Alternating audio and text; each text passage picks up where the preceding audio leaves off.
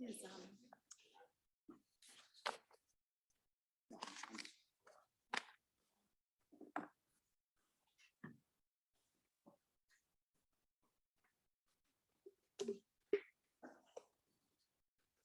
Front row.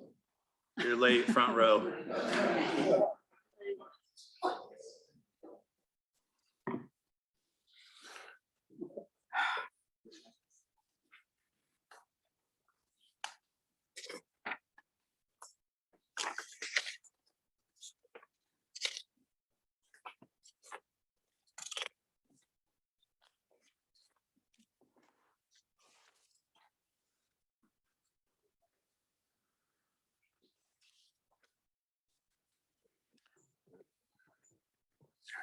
Sarah's not coming. oh, she isn't?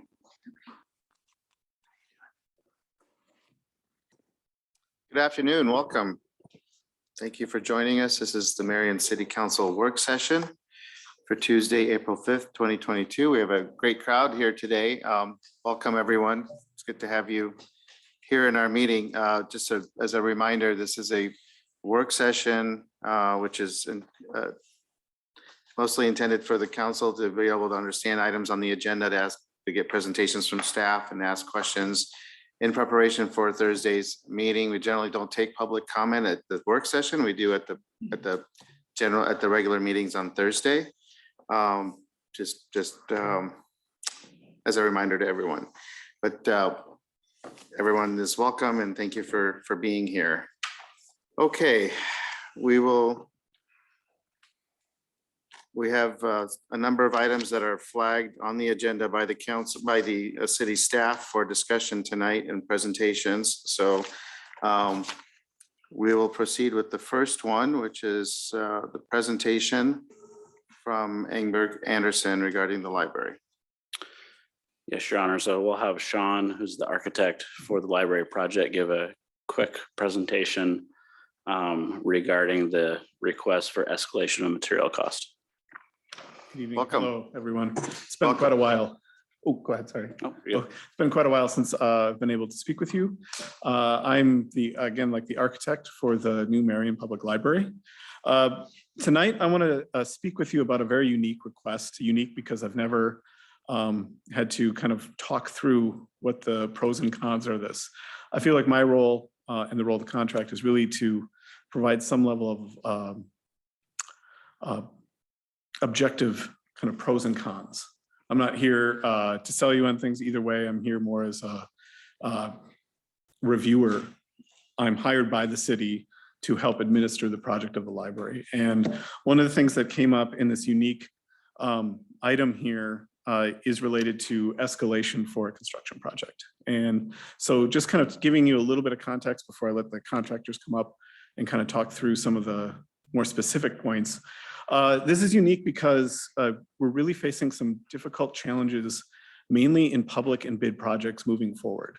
I will tell you from when the time that your project was bid over a year ago to now, we're kind of looking at things different. My firm does a lot of public projects. That's over half of what we do. Some unique things that we're doing now is allocating funds for storage. So this is the owner paying for materials to be stored. This is not something that typically we would ever consider before. The reason we're doing it is because of not only escalation prices, but procurement. Getting the materials is almost just as important as how much they cost. Because if you don't have materials, you can't continue construction. Things just kind of stop and that's money. Not working is money. So other things that we're looking at is kind of early authorization, allowing contractors or pre-funding purchases to make sure we have those materials. And these are things that are unique to the current environment that we would not have actually allowed or even considered before. And then we see a massive increase in owner direct purchases. So I'm just trying to give you some context of how I've seen things change. Owner actually buying things so we have it and not waiting for kind of the normal construction process going on. When your project was bid, it was we were just kind of getting out of, I remember distinctly thinking, oh, should we wait because steel prices are forecasted to go down in November? It's like steel prices didn't do anything like that, just so you guys know. Lumber has come down a little bit, but things like we were still in the kind of figuring out what was going on. I think that over a year has passed since then, and we've really it's become more of the norm, which is the problem. And it becomes very difficult for public entities and people estimating projects to, I've got projects right now where the contractors say we'll hold the pricing for 10 days. If you can't make a decision, it goes up, and then we're just not bidding it. It's like, how do you work? So these are real challenges out there. You guys got in at an amazing time. You got an amazing price, you got an amazing bid. And if I do say so, for an amazing project. A couple of things that you're going to hear about tonight that is related to the BIM process. So one of the things that we do, and we're working, re-looking at how that works now, is we ask all of basically the mechanical, plumbing, electrical contractors, fire protection contractors to create a three-dimensional model of all of their work, down to like nuts and bolts. It doesn't actually have nuts and bolts, but to that, like we need to know everything. We overlay that, we look for clashes, we then kind of go in and do this. Typically, that hasn't been an issue, and the goal of it is to save coordination in the field, ultimately to save change orders. In this situation, it looks like this actually delayed some of the purchasing while we were figuring out how things go together. A process that has been done for so many years in one way got changed around basically because of some of the unpredictable nature of the market. The escalation rates of, like I said before, just it's very volatile. So it's very hard to, from my standpoint, not only review prices, but confirm that they're accurate. So that has been a challenge, but we continue to work through that. I have a bunch of stuff that could go over the BIM protocols, but really the goal of the BIM process is to alleviate change orders and coordination in the field. It's to kind of get that done beforehand. And that process takes time. And that is one of the issues that's coming up from here. And then I just wanted to touch a little bit on the information that was submitted by the contractors in terms of the escalation. It did seem very complete. It wasn't just hey, I'd like some funding. They provided documentation of what they bid. They provided documentation of when they purchased, and they're showing the difference. For the majority of for the most part of what they submitted is really related to materials only. With any project, the contractor goes through during bidding and says, okay, here's the schedule. I know that there's labor increases at these times. I need to factor that into my bid. Every project I know of uses escalation. It's usually 4%. You escalate to the middle of the project, 6 months, if it's a year. And that's how you price your materials. That's not the escalation rate that we're looking at. And I felt like the documentation they provided was pretty complete in that aspect of it. It seemed like they were showing kind of the costs that they incurred that were unexpected. So basically bid versus actual. So in that sense, I think the information provided is pretty accurate and does seem to be in a reasonably presented manner. Something that I looked at and I could work through and understand what they're asking for. So that in general is just kind of an overview of what is being discussed tonight. It's basically escalation rate based on a process that we implemented that was intended to save coordination, time, and effort, and in event basically delayed some of the purchases to a point where escalation was unanticipated. Okay. Okay. Is that it? That was it. Questions? You do? Go ahead. You say the escalation rate they put in the bid is usually 4%? The average, if you take like 20 years or 15 years, the average rate if you average it is about 4% a year. So that's a good measure. And so what would you estimate, or maybe this is going to be the contractor talking about it, the percentage was over the last year that it's increased? So I have access to general numbers. I don't have like specific like electrical or piping, but generally it was about 7%, I believe, last year, which is a bigger amount than what I think would generally be anticipated.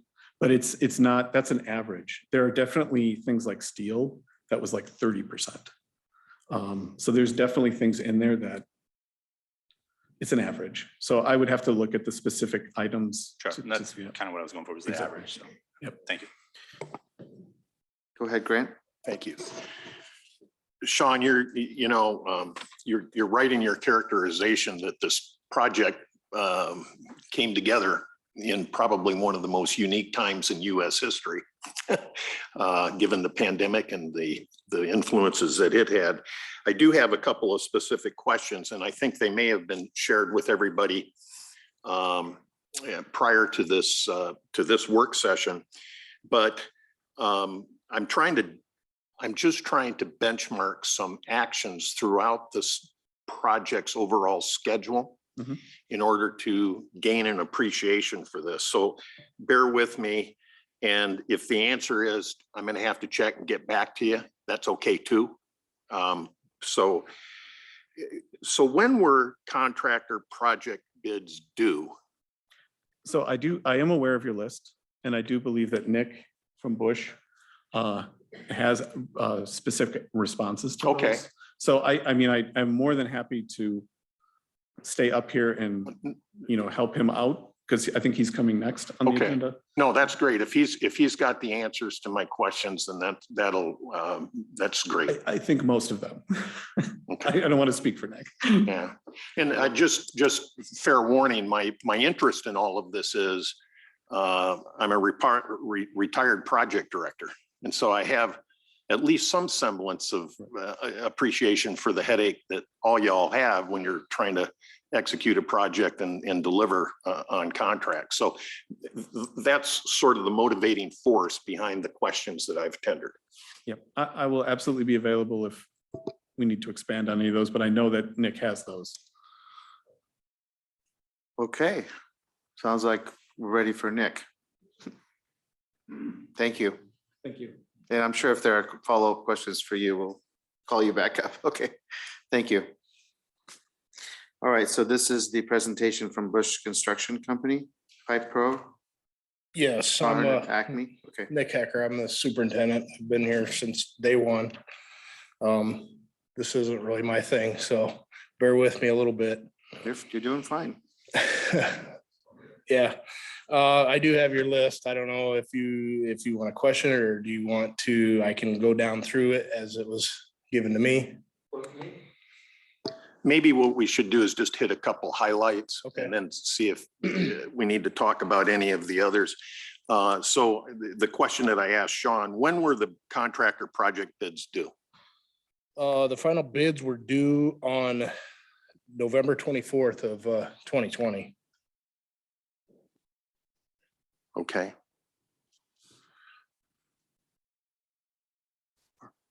And then when was the BIM, the building information modeling, completed? It was on July 15th of 21. And based on that, then when were materials actually ordered then? Most of that was on that date would be kind of the final, this is the final, changes per se. I mean, it's construction, you always have a few here and there, but the expectation would have been on 7/15 when the BIM was complete. Okay, so same time frame as when the BIM was Yes, complete. yes. Okay.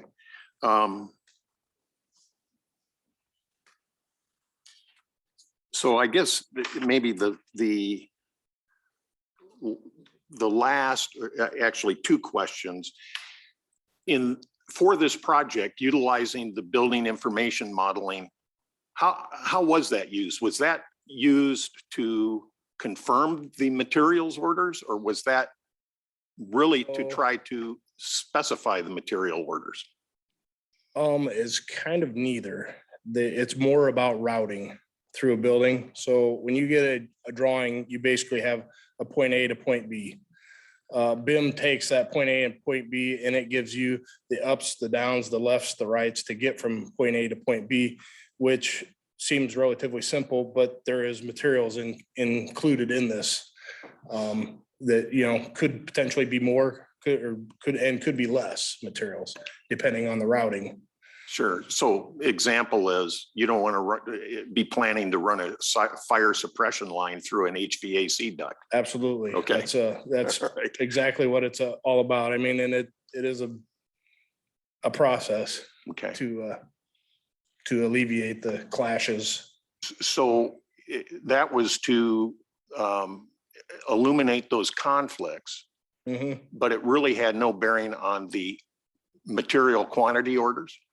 Yeah, it does, because I mean, a straight piece of pipe from, you know, point A to point B is a straight piece of pipe. You start throwing elbows in there to get up, to get down, to get left, to get to the right.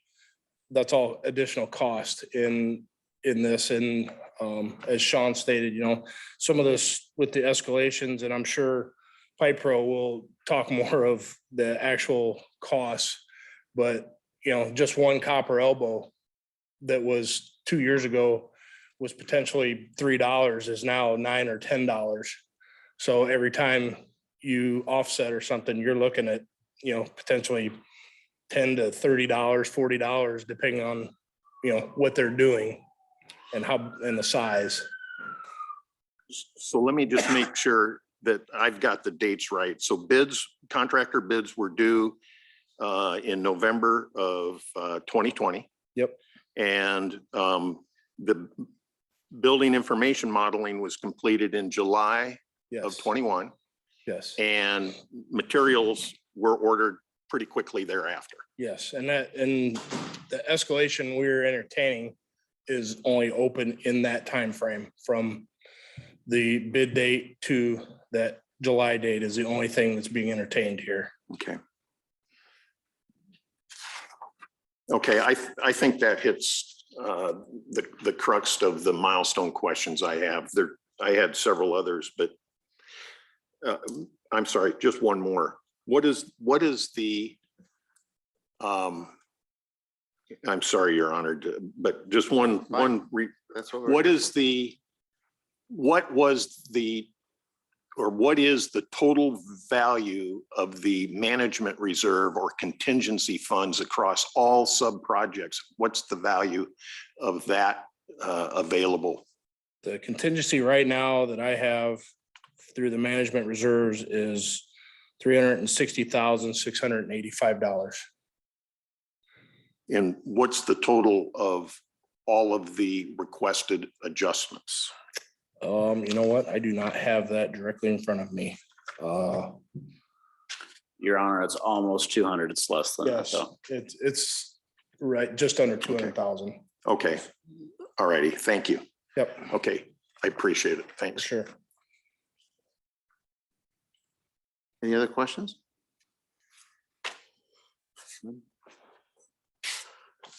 Okay, thank you. Thank you. Any questions of staff on these items? So I believe there were some other contractors that wanted to speak. Do we have other contractors here to speak on this item? None? Oh, please come on forward, introduce yourself, and then. Thank you. Good afternoon. My name is Don Berriger. I'm with Acme Electric Company. I was the electrical contractor on the project. Apologize for my schedule. It said 4:30. Evidently, this thing got started. I don't want to repeat what was just said. I think the main points are that through conditions beyond our control, we found ourselves in a upside down situation with our commodities, and we're asking for your consideration. So don't want to belabor the point, but he asked for additional contractors, so I thought I'd say that. No, appreciate hearing from you. Thank you. Appreciate you being here too. Anyone else? The gentleman in the back there, did you have, okay, please. Thank you very much for your time. I'm gonna go ahead and just hand the file cards here so you guys know who I am, my email, phone number, if that's all right. My name is Dave Houston. I'm with Pipe Pro Incorporated. Had the privilege of working on your building next door and install that, so working in the area and being part of the community is nothing new. We appreciate what was brought up prior to me speaking, and many of those things I concur with 100%. Construction is difficult, whether it's winter or summer, and it's really difficult when you get other challenges that come into play. This job has been a three-legged stool, and the three legs have been cut off. One of those legs have been material prices. One of those legs have been COVID. And the third leg has been labor, manpower, which we're all familiar with today. If you don't mind, I'd be happy to give my notes to the.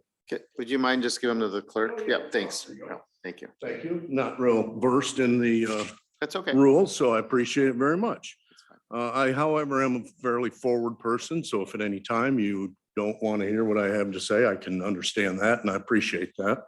But I do want to get my point across.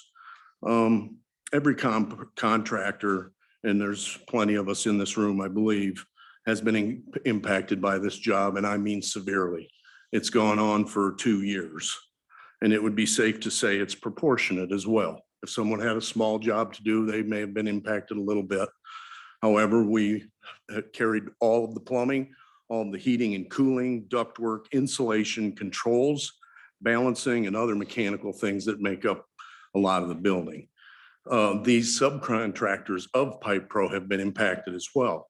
This job has had several challenges, and the folks that have been there every single day and managing it know this. Again, I'm not going to try to spend a bunch of time, but COVID wasn't only sick people, but people worked from home for 2 years. You can't put a plumbing system in from home, just like you can't police or put out a fire if you're not at home. So we're plumbers, we're pipe fitters, and we work on the job site. And when one trade is delayed, so is the next trade and the next trade. I will agree with the Sean, there's an amazing project you guys have over there, and it's because the people that are doing it right now, they care. Not sure if this is a good time, but in regards, Mr. Harper, on the BIM modeling project, that's an excellent point. What that is a blueprint. And I think we're all familiar with what blueprints are. That's your guide to install things. And let's all be a little flexible one way or the other so we can all get along. When you're not provided with a blueprint until 7 months into the project, it makes it very difficult. It makes it difficult to order material. It makes it difficult to plan manpower. It makes it very difficult to plan with other trades where your pipes, ductwork, everything is going to be. The BIM model is the blueprint. This should have been done prior to the job even being bid. So all of us that have done and bid, hard bid is what we call it, solid number, it's not going to change. We bid that off a piece of paper. And then the BIM was created 7 months later. As you can imagine, there's plenty more offsets, piping, walls, all kinds of things have changed from the bid day to the blueprint day. There were minimal meetings on the job. Not for anyone's reason. I'm not pointing the finger at any individual. There's just been a lack of the attrition or the lack of people that have been constant on the job site has been a problem. Okay, the Great Resignation has affected us as well as every single contractor. You're correct on the labor costs, sir, as far as precluding or expecting them to increase. However, if the job isn't done by January and I'm still working on it in April, those increased costs in January, not to mention fuel, is literally coming directly out of my pocket. Due to the fact that all profit and overhead has been expended on this job, as I have on the last item that's for your guys' consideration, I'd be willing to do this entire job just for my cost, just what I paid out of my pocket. Because today I considerably stand to lose a considerably large amount of money, which is another situation. But I thank you for your time. I'd be happy to answer any questions if you have any questions for me. I realize I spit out quite a bit of information and possibly made some statements that you may want some backup on. Who's in charge of the modeling? The BIM modeling? It's a great question. So as a piping or ductwork contractor, each one of us had our piece of the part to put together. So that you're absolutely correct that we put it all in a pile, but somebody needs to put that pile together and say, yeah, they fit. And when that doesn't happen and you don't have any leadership, productivity is lost, would be my statement, I guess. Steve? Is the manner and how you bid this project by providing a bid up front and then the BIM later, is that really significantly different than most other projects that you work on? Yes, sir, that is very different. For the most part, most of your BIM model jobs, you would have an exact count of what that takeoff would be. Footage of pipe, elbows, the amount of insulation. And we're not the only trade that does this. So electricians do that and other people. So you could literally get an exact price on this ThinkPad from 12 different electrical, plumbing, or other contractors, because they're all going to use 627 elbows, not 630. And meanwhile, we wound up using a lot more elbows to work with whoever it needed to be who was in the way. Is it, I mean, am I not, no, I'm not talking about electrical. Am I coming off on a tyrant or something? I don't want to come So, off that way. Sure, yeah, okay. Yeah. Yeah, just So- address the council. All if you right. don't mind. Thanks. As long as you have that process, everybody's dealing with the same process. Why was there such a large time lag from the bid date to the BIM being completed? I'm sorry, I can't answer that, sir. I'm not sure. I know we finished our part that we were liable to get done and turned in. So I think that would be up to someone else to answer.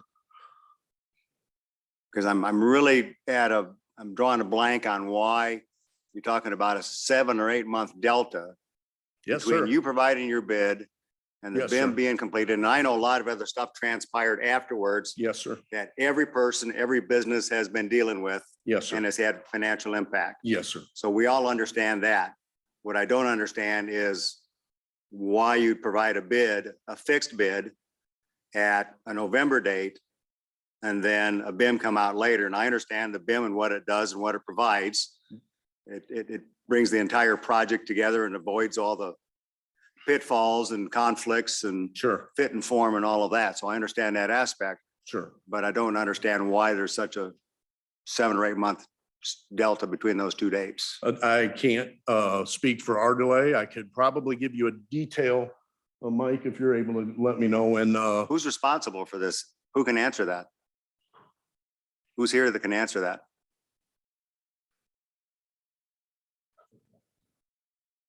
Now you can see what I've been putting up with for 2 years, sir. Nobody wants to raise their hand. Nobody wants to take accountability. And I would also take exception with several of your Thank Okay, you. okay. So, I guess you got time. Let's make sure that all comments are to the microphone because this meeting is recorded for the record. So thank you so much. Okay. yeah, so Sit, sir. You're welcome to stay up here if you want to in case there's other questions. Okay, thank you. the BIM process, I believe, was overall managed through Bush. Okay. It was a requirement of the contract documents that each individual, and I believe it was mechanical, electrical, plumbing, and fire protection, needed to provide a model to Bush, who I believe did the final clash detection. The architectural firm provided the 3D architecture building design of the building, and I believe we also provided the structural steel background. I don't think we did BIM for structural steel, but I would have to double check with Bush if we did BIM for structural steel. But we have, when we draw the building, it's drawn in 3 dimensions. So, but it's a design level. And I can give you kind of some detail on that if you're interested. One other aspect that I'm a little confused about. So if the BIM was not completed until July of 21, obviously the building was under construction prior to that because construction did not start in July of 21, right? Did not. construction has started prior to that. Yeah, there was actually two bid packages, we went out to bid, and the first bid package included site, foundations and steel. We Okay, did that. We did an early package because Bush did a really good job of anticipating some of these cost changes. right. So we issued a really early package. So I that remember was that. under construction first. We then came out with bid package 2, which basically included the shell of the building. So what you see on the outside, Okay, as well as the major trades, which are behind me right now. gotcha. All right, thank you. So. Other questions?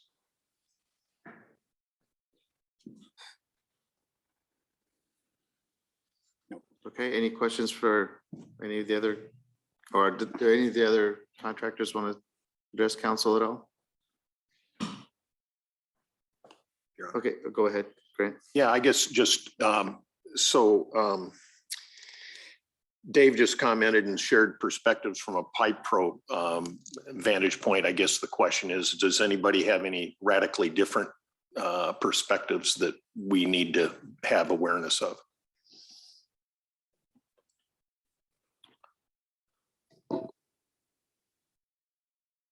Okay.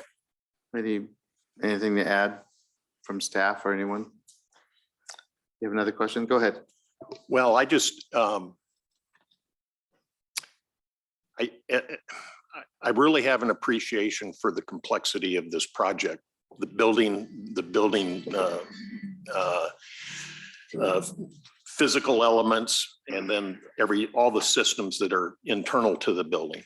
And so I can just imagine, the work that has gone into this.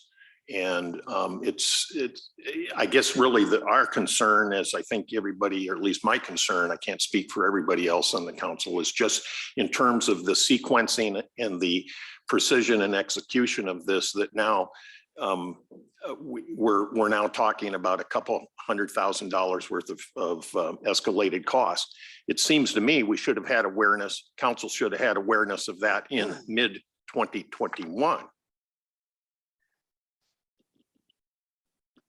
So I'm just trying to process through the differentials on that, and certainly in flight with the project, we were seeing change orders come through, but I don't know that we had visibility to the significance of this cost variance. It looks like Nick has something to add there.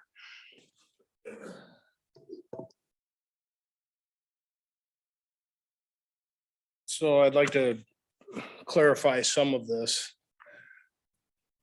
The BIM process is an ongoing process through it when you do a project.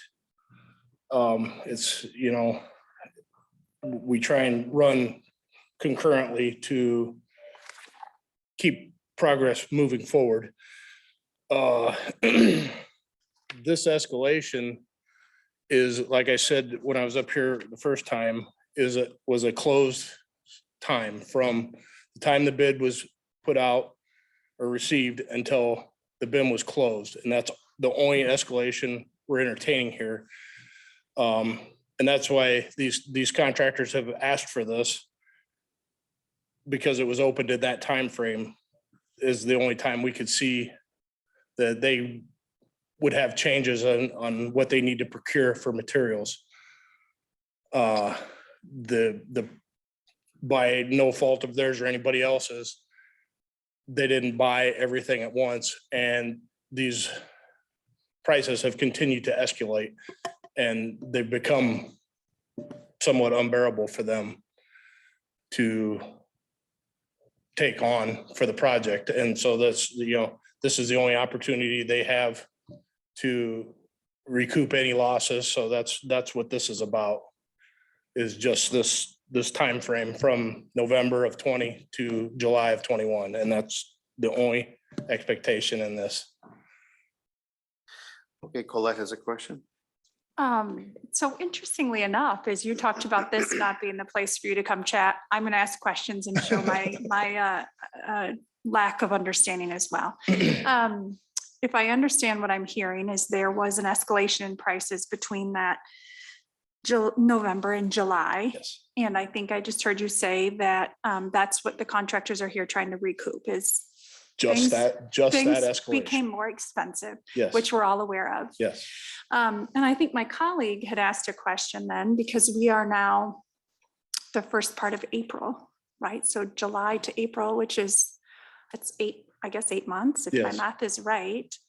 So is there a reason that this is the first time we're learning about that? If the cost is really the change in cost is truly associated with that Well- November to July, and now we're hearing about it 8 Yes. months later. So first question is, did I understand that right? And if that is the case, can you help me understand why we're just hearing about it now? Yes, you heard that right. Okay, Basically, it was, everybody's had this hope that everything's gonna get better. Everything's gonna get better, and it just continually gets worse. So they were taking this loss. These subcontractors were taking this loss and, swallowing it. But it has continued to get worse and worse for them. So this is the only opportunity that makes any sense that could potentially have a position for them to recoup any of this loss. Steve? I mean, I'd just like to add one thing to that. I'd like to go back to one of my first statements, which is unique. Your contract doesn't typically allow escalation requests. And otherwise, you bid whatever you want, and you say this is what the escalation is. It's put in there for your protection. I think what we're talking about now is an item that has just come to a point where, like Nick said, it's hard to absorb. So that's what we're seeing. And I think it's being brought to the attention because at this point, there's no longer a way to absorb it. So I think in hindsight, the thought is, well, I can't ask for escalation because the contract says I can't. But now we're to the end of the project and it's like, well, this is really my only tool. So it's not necessarily that you're just hearing about it now. I think it was more of what can we do to try to, as the contractors have explained, try to recoup some of the difference between when they bid the project and what their costs are today. So it's a unique request. It's not something that we're usually used to asking for. So Thank you. Okay, Steve, and then back to Grant. Yeah, I've got a question for Mike or staff or anybody else can answer the question, and that is, can you or the city recall a time in the past where we have entertained or paid additional cost, anything similar to this in the neighborhood like this, where we have paid additional cost under a fixed cost contract? No, sir. So they sign a contract to do a certain amount of work under that contract. A perfect example would be right now we have PCI under contract to build several bridges as part of the Indian Creek Trail project. As part of that, there's going to be some lead time where we're going to have to review shop drawings and then release them to order them. And then I believe it's a 12-week plus timeframe to build those bridges. Obviously, price of steel is going to change in that time period. They have to do them for the price that they originally bid. That's part of the contract. We have done stockpiled materials before, and we do that on light poles and other projects like that because we want them to order the materials immediately and have to sit in the shop or sit on the job site until they're ready to be installed because of other things. We would rather do that, and we've always done that. Yeah, I mean, I recognize this is an extremely unusual circumstances. I recognize the challenges the businesses have gone through. I mean, I was CFO and CEO for a company that sold equipment with bids anywhere from $50,000 to several $1 million. So, I understand there's always business risk that you have to manage, that you have to deal with. I think the aspect here, as sitting up here as a city councilman, that I would consider to be one of the most pervasive aspects for me to consider in these circumstances is precedent. Again, when I ran that company, one of the aspects I was looking at all the time when we're dealing with anything that was very unusual, I was asking the question, one, has there been a precedent established in the past? And if not, is this a precedent that we want to establish and will now become the future? based upon that, I would not be in favor of paying these additional costs for that purpose. Not that I don't have concern about what happens to the businesses and all of that. I understand, I recognize that. But I think from the precedent aspect, that's a reason I would not be in support of providing any additional cost support. That's my perspective. Grant, you had something else? I do, and it's maybe more of a legal or staff question. In any of the contracts, whether it be, I'm going to use maybe not a useful term, the prime and subcontractors, in any of the contracts, is there any force majeure language that is applicable under this situation? So this is the standard AIA contract. So there are requirements, I can tell you with the fire station, because of derecho damage out there and the builder's risk insurance that was part of that, there was force majeure requirements, but you also have to follow the procedure for that as well. Okay, so within the AIA contract documentation, is there force majeure language that is applicable here? So our city attorney is not, she is. Would you like to speak to that? How's that for time? Welcome, Kara. If you give her a second, she can answer that. Yeah, There is a force majeure provision in the AIA contract. However, that requires specific notice, and we have not received any such notices at this time. so that then, I'm just curious, what would that notice timeframe be? I would have to look to see the Okay. exact time frame, but generally when we get a notice under force majeure, there has to be a very specific link between what the claim is and actually tying it to that force majeure situation, whatever it may be. Like during the derecho, we had some notices given by contractors that claimed we had delays because we had a huge storm come through and knock buildings down. And so obviously their contracts were off, or they had damages, or we had to wait for insurance to come through. To the best of my knowledge, we have received none of the notices under the AIA for this project, under the force majeure, or under any delay provisions. We've only received change orders. Okay, thank you. Councilmember Sternad. Thank you.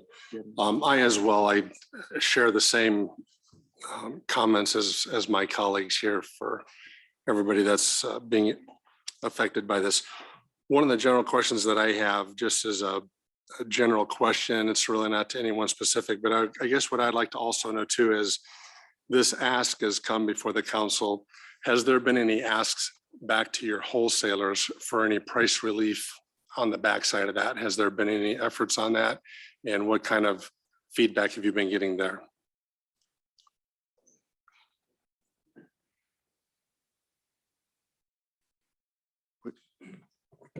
We had asked our vendors to hold packages, light fixtures, gear packages, so forth. We have asked them to hold those prices, and they agreed to that through the BIM process until those packages were released. We get on commodities like what Acme is asking for, we get notices that they'll hold those prices for 24 hours. So there's no guarantees. We have no recourse back to them. They've covered themselves, if you will. As far as precedent, I think it's extraordinary, the situation that we found ourselves in. The timeframe for the BIM is trying to nail this down to a defined period of time, because it was a moving target. Always hoping that we would recoup, as was mentioned. By the time it got better at some point through the process, but it never got back to our bid quantities or price. So we're trying to define a period of time that we can substantiate to you that we're not violating any precedent. I will tell you that in both private and public work, we are asking for and being given price escalations through this period of time. So it's not unheard of. It's not, I just try and push back on the precedent side of it. I don't believe that's the case. So, and as far as the force majeure clause, if we formally need to give notice that we need to go back on the AIA form for force majeure, this is a preview of what we're going to ask for. So that's, we can certainly do that. I think this is trying to give you a heads up of where we stand. So, thank you. I've been asked by a council member to have our city attorney just give a brief explanation of force majeure. This force majeure is the provision in the contract that allows for essentially acts of nature or other disasters that can occur. We received some after COVID when there were labor shortages, things like that. It can be in the event of a fire, an earthquake, a flood, derecho, things like that. It can also occur when there's different things in the market where if there is something, in this instance, there may be something, we just don't have any notice or any documentation of what the tie is there. But it generally excuses performance. It doesn't allow you to rewrite the contract. No, it's generally a situation where it will, it is related generally to performance. There are some situations where it can refer to increased costs, things like that. If there's a situation where there's a forest fire, now all of your supplies were on a truck in the middle of that fire and they've burned down, you obviously can't provide the supplies anymore. So we would need to go out and find new supplies, things like that.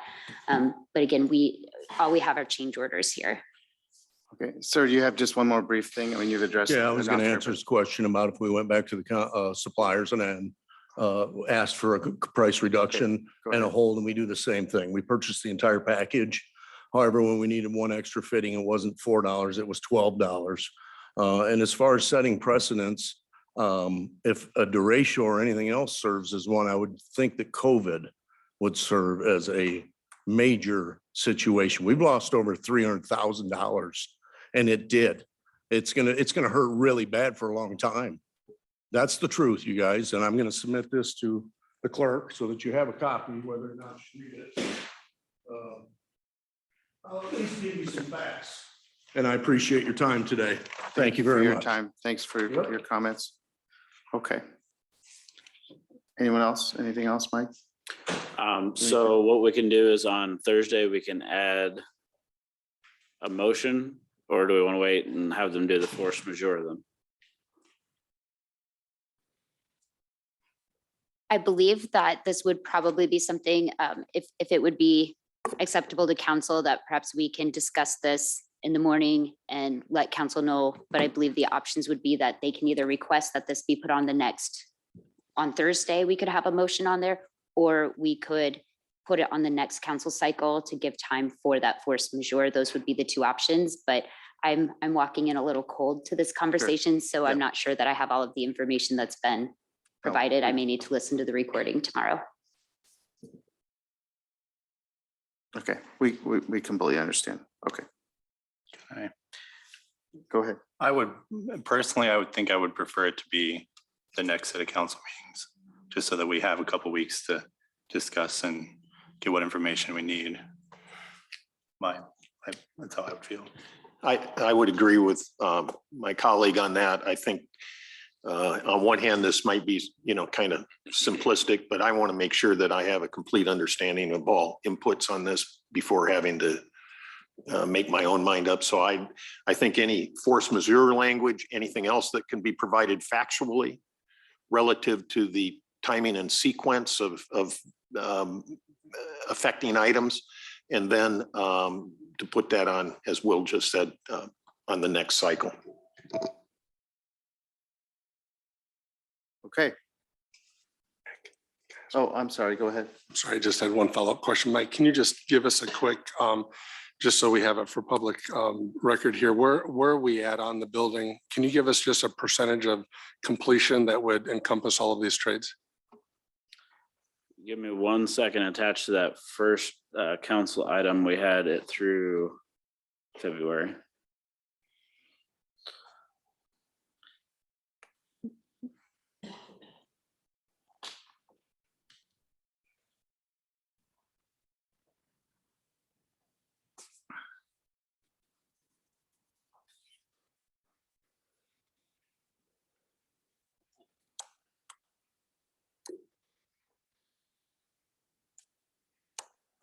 So they don't have a running total, but I'm gonna say it's around 90%.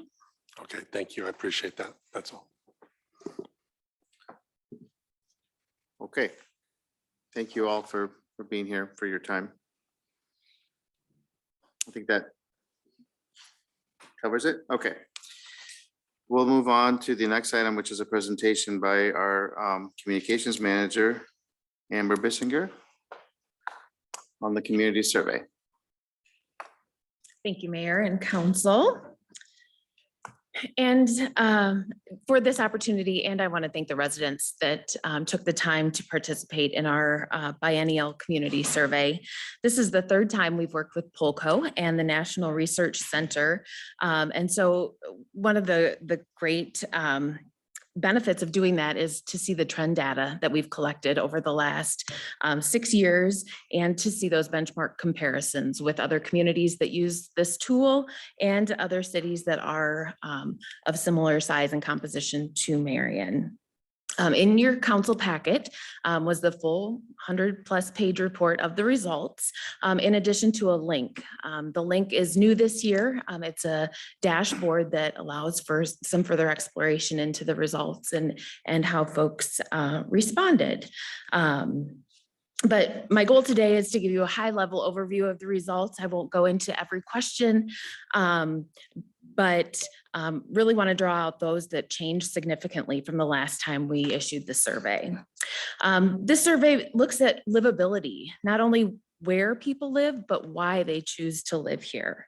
And it's really that cross-section, that partnership between government, the private sector, community-based organizations, and the residents that live in a certain area.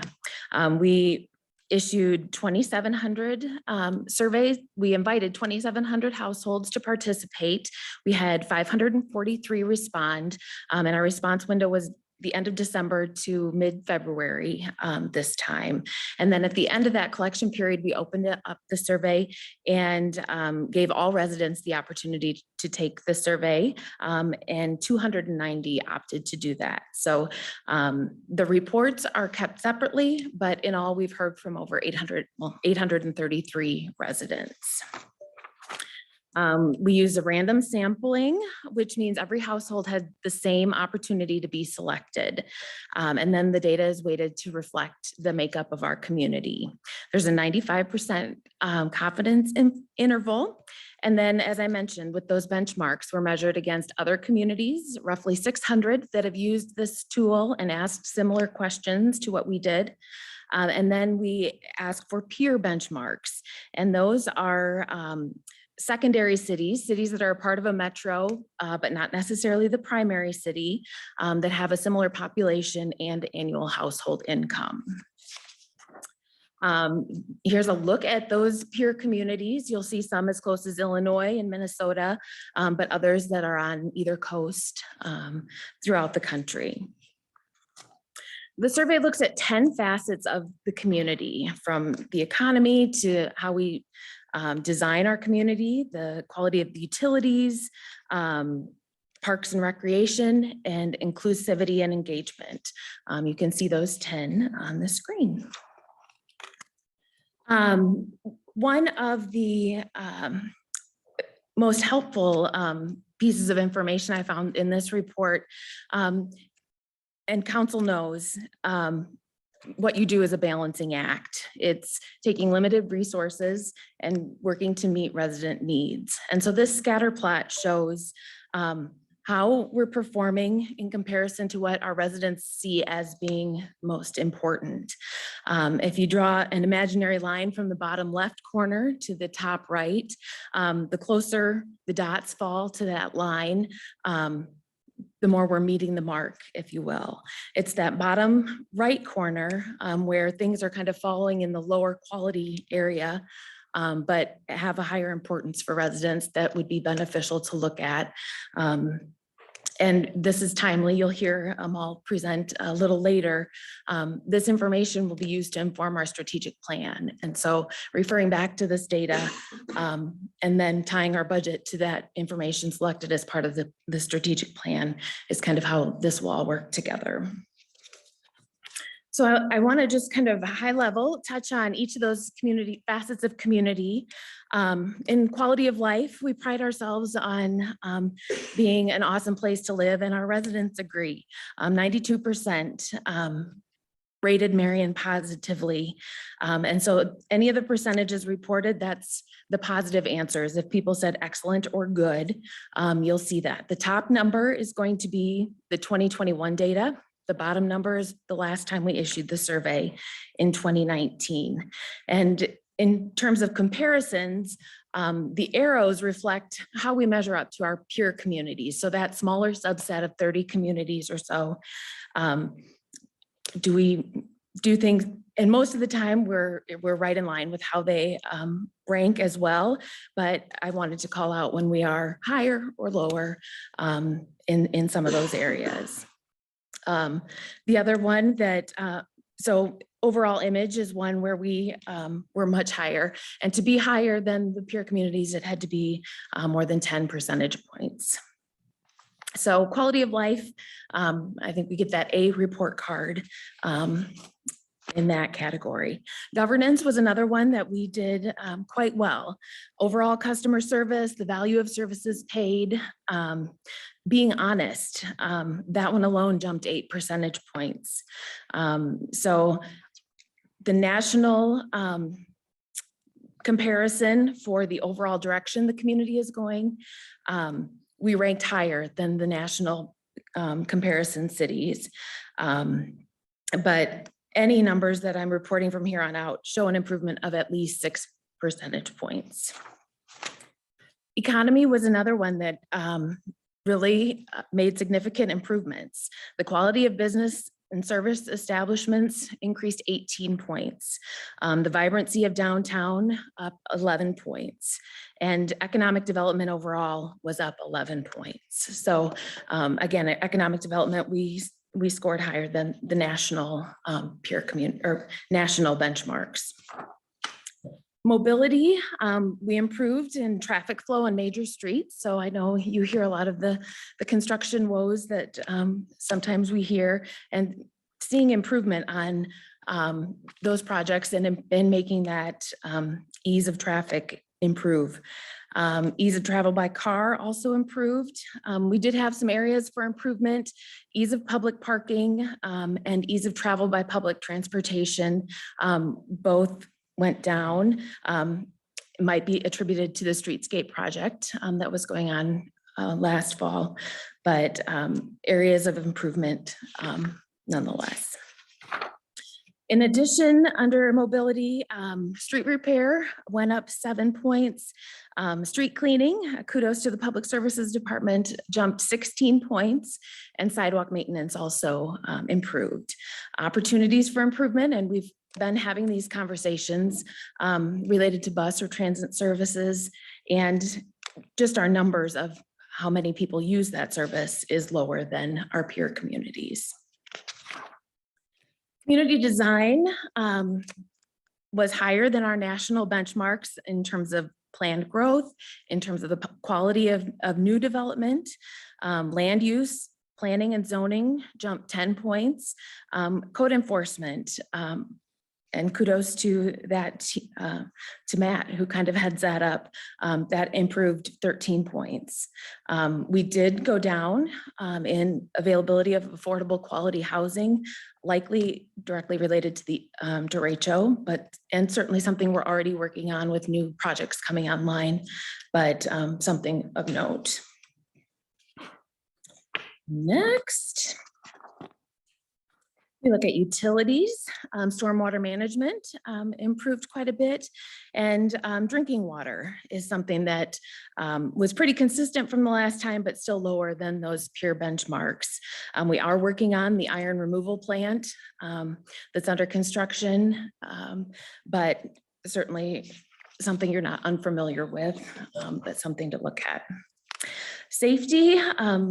Positive marks in terms of the overall feeling of safety, crime prevention, and fire prevention and education.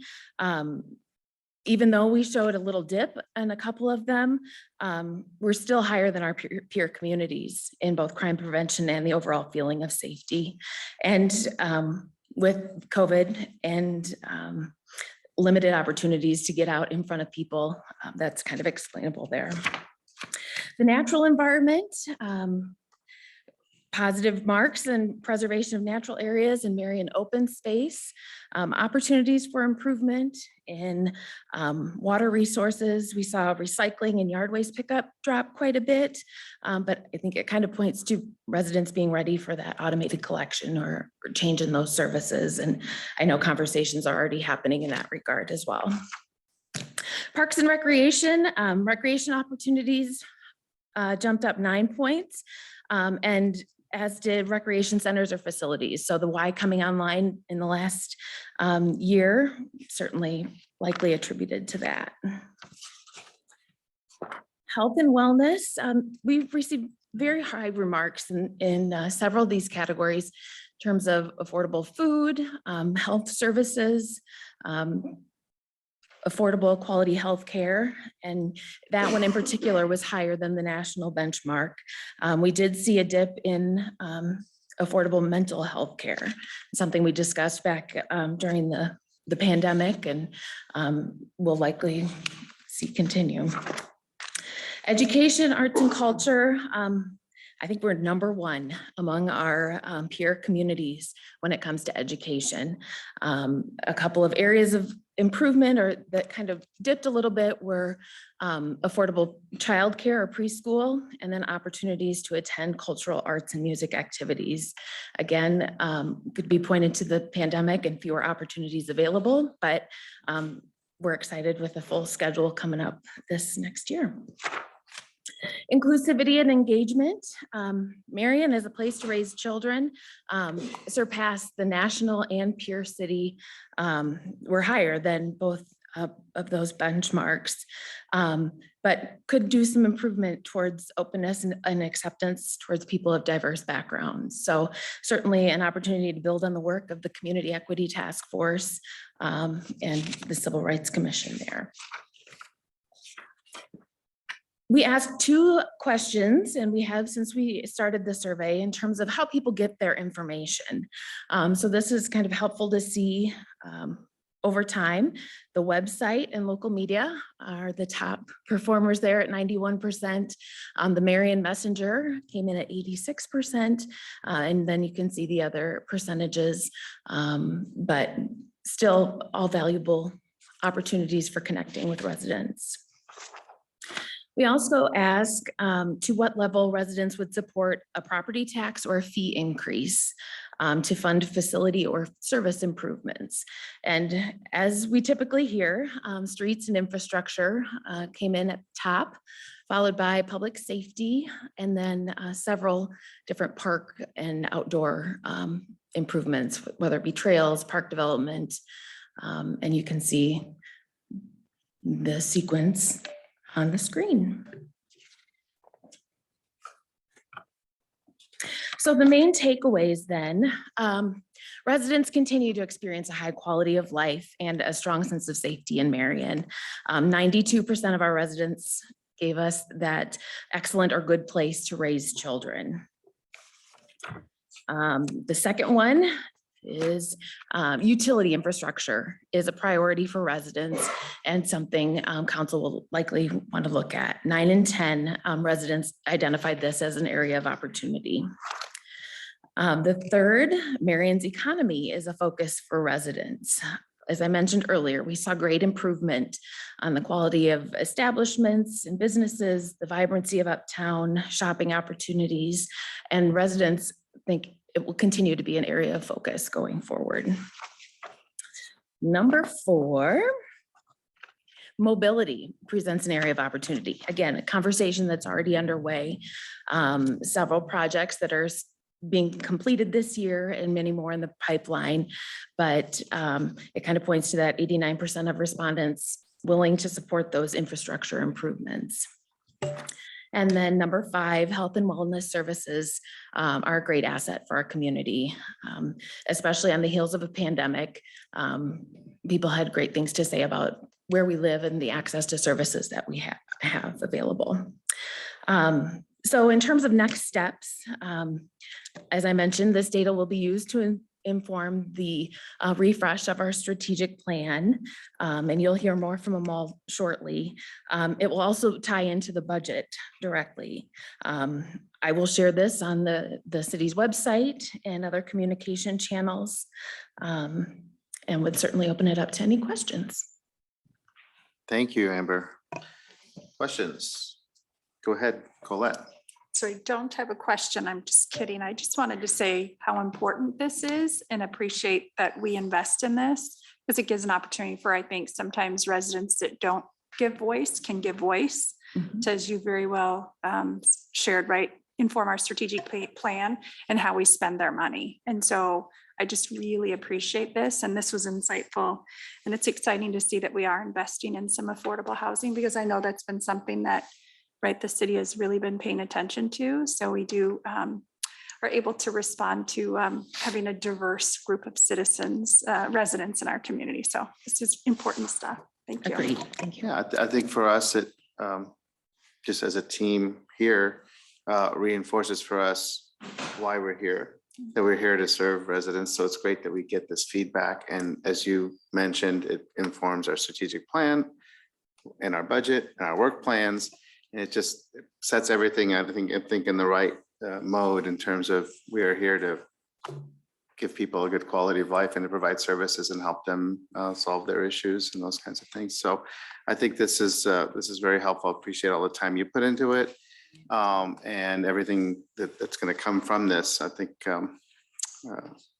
there's a lot of good information here. I think it reinforces a lot of things in terms of the direction that the city is on, and it gives us some things to work on. So appreciate your time in this, Amber, and in the presentation. Any other questions or comments from council? Great. I agree with everything that's been said. This just cuts through a lot of noise for us. Yeah. So. Okay. Thank I you. think that's it. Thanks, Amber. All right, moving on with the rest of the agenda. No items are marked for discussion. Pages 2 through 6. Are there any specific items that council members would like to discuss or have questions on pages 2 through 6?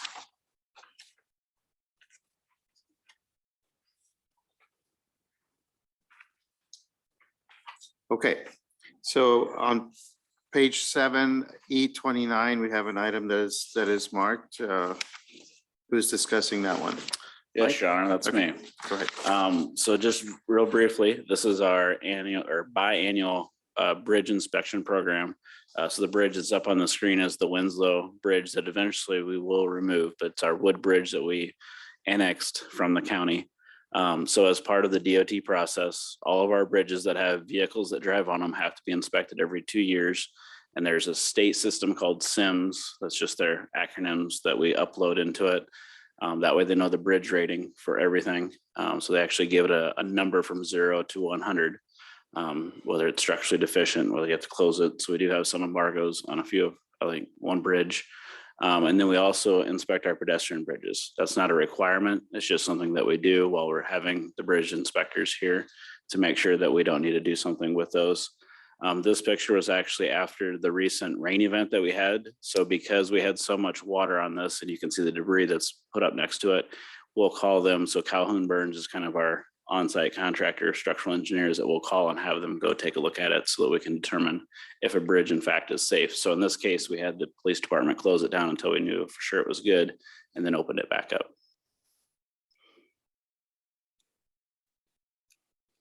Okay, questions?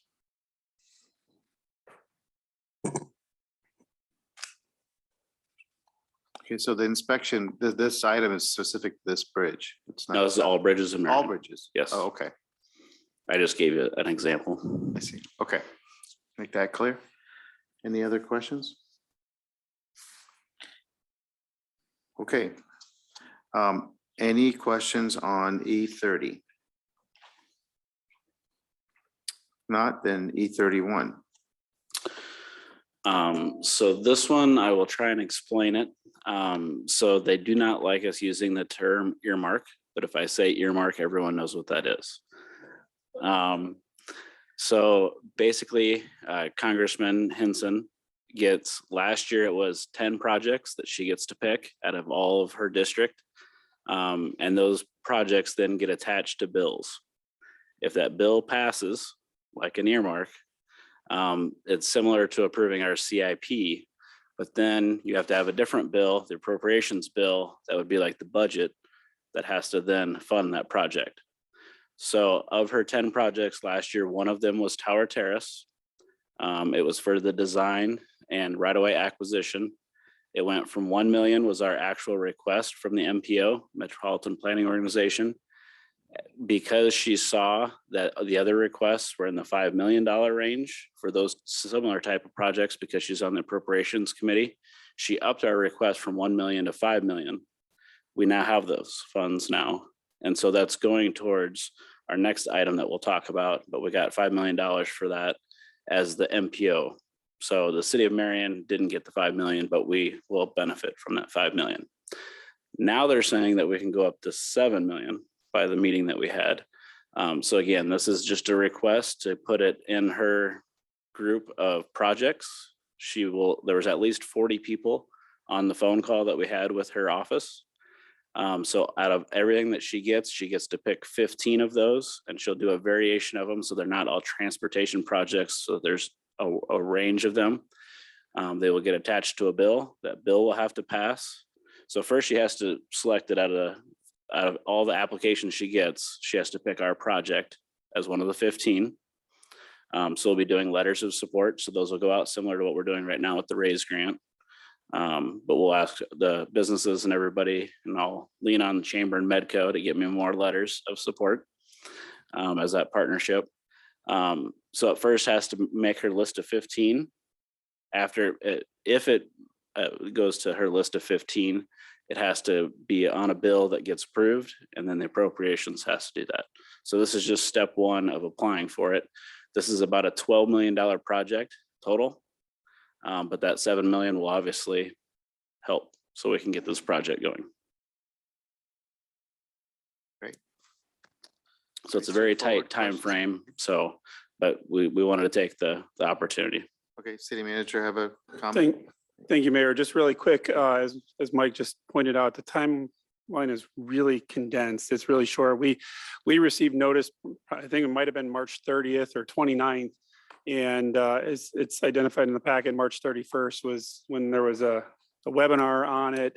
So kudos to Mike and the rest of the city team for getting this together as quickly as we did. I think the deadline is April 15th. So we wanted to get to council as quickly as possible. So thank you, Mike. So it's been submitted? No. Oh, it has. This is authorizing me to do it. So, and if there's no pushback for applying for this money, because obviously we have to come up with our match, talking with them all, that won't be an issue because this is fiscal year 23 money. We already have the bridge permit, so it's shovel ready. So it helps it get higher ranked. And so we would get, if council's okay with it, then we'll start working with the chamber and Medco to hurry up and get a bunch of letters so that we can submit it all together with that package.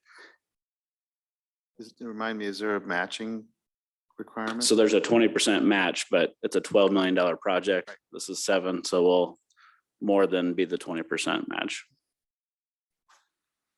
Okay, other questions? Okay, E32. So E32 is our RAISE grant.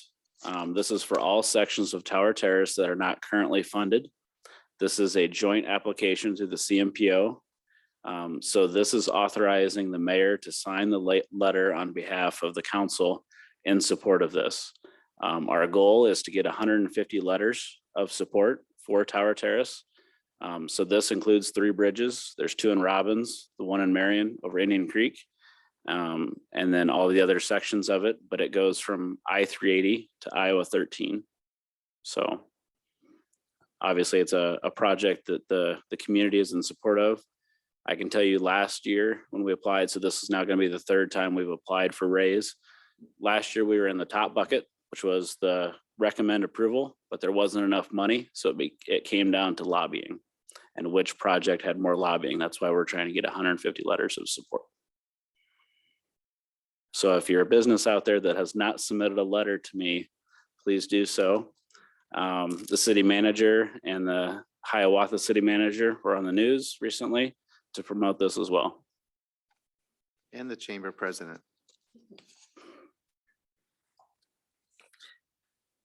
Okay, any questions on that? Yes. Oh, go ahead. Mike, in this overhead, I guess, is the bottom picture that in the center of that picture, is that the bridge over Indian Creek? It is. So if you take the bottom picture and slide it out and put it to the right, it's a long corridor. But yes, that would be the bridge over Indian Creek for the city of Marion. Okay, and then the rest of that is extending over to 13? Yes. Okay, thanks. Just getting my bearings there. Other questions? Okay. There are no items marked for discussion for the remainder of page 7 and all the way down to E2 on page 8. Any item from that section that requires any specific discussion, or if there are any questions?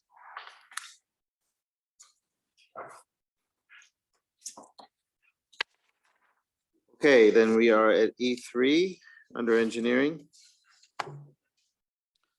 Yes, Your Honor. So our light system out at the airport is 1,000-volt direct current system. So not a lot of people want to touch that system.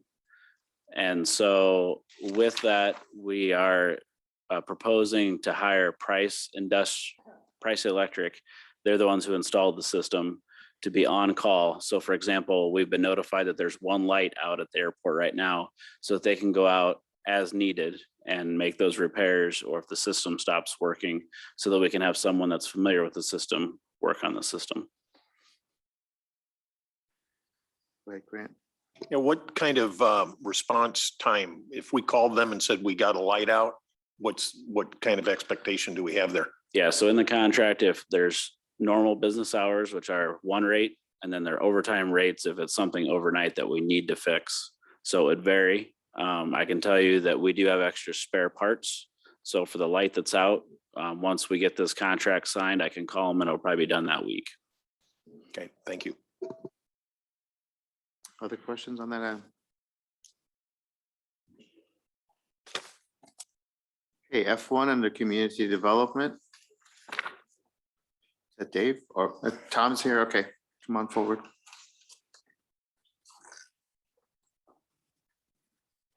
A lot further back there, I thought. This item is related to just continuing services with HER engineering related to on-call services for the assistance with the Marion Airport.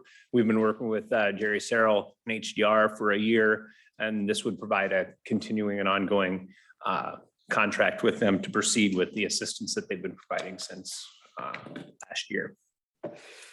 So I did note in that contract that we'd want a little more detail on the billing, and they're going to accommodate that as well. So You stole my thunder. Well, you know. I appreciate that. Yes, no problem. Performance detail in the invoicing. Love it. Thank you. All right. Other questions on this item?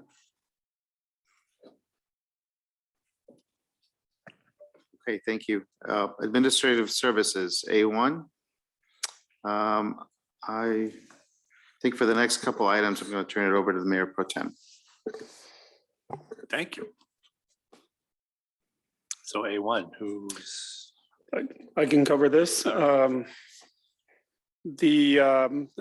meetings ago, the city council directed staff to prepare a resolution regarding the east-west runway of the ALP. And so this has been a joint effort amongst the staff to provide this for council's consideration.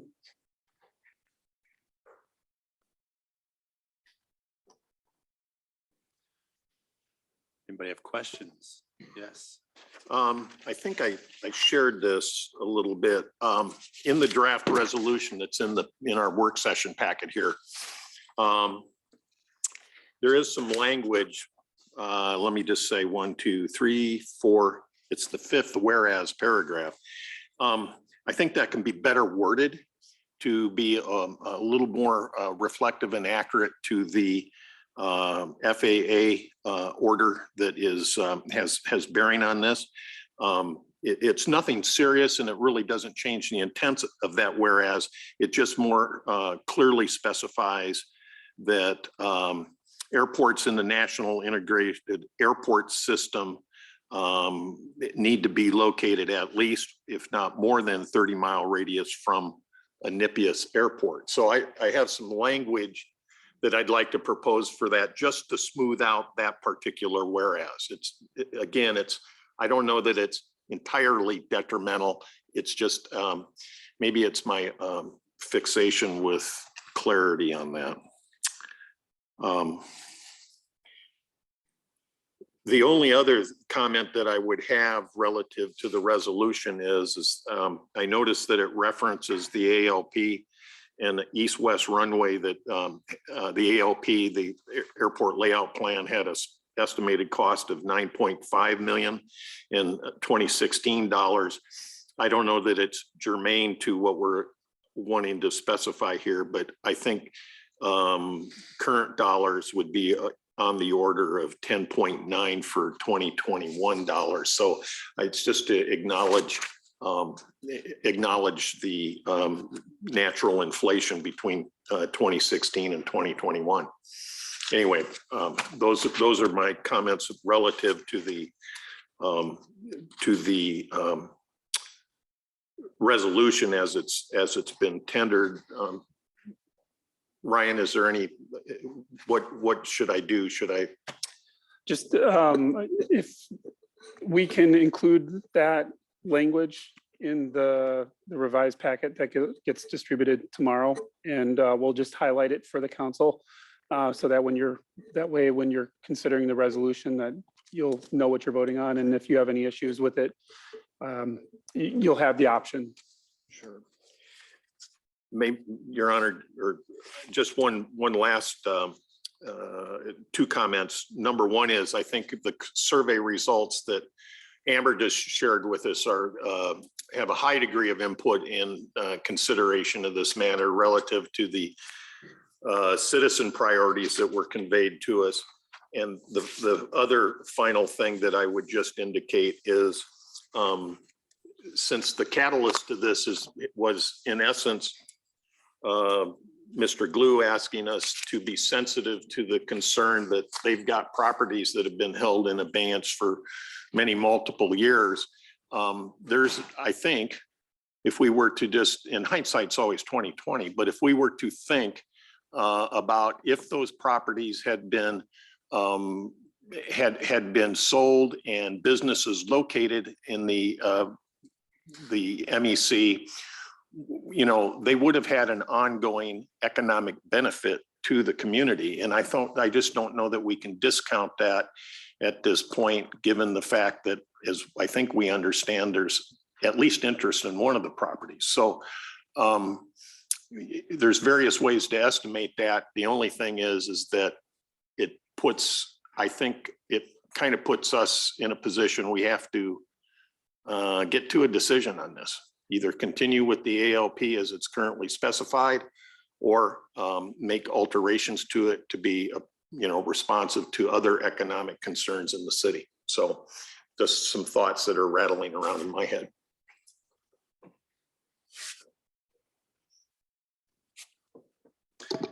Anyone else? I'll take a minute to talk, or maybe not a minute. I think everyone knows that I've been in favor of keeping the ALP the way it is.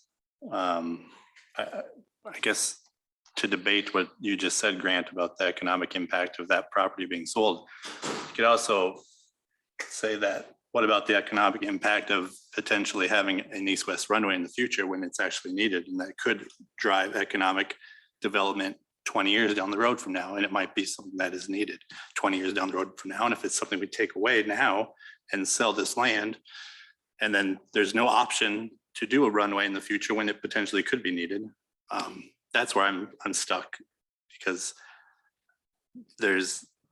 we don't know the future. We don't know what's going to happen. And the fact that it was put in there originally because we wanted to have that option, I think we need to stick with the plan that we chose. It was only, what, 8 years ago? And who knows the ALP?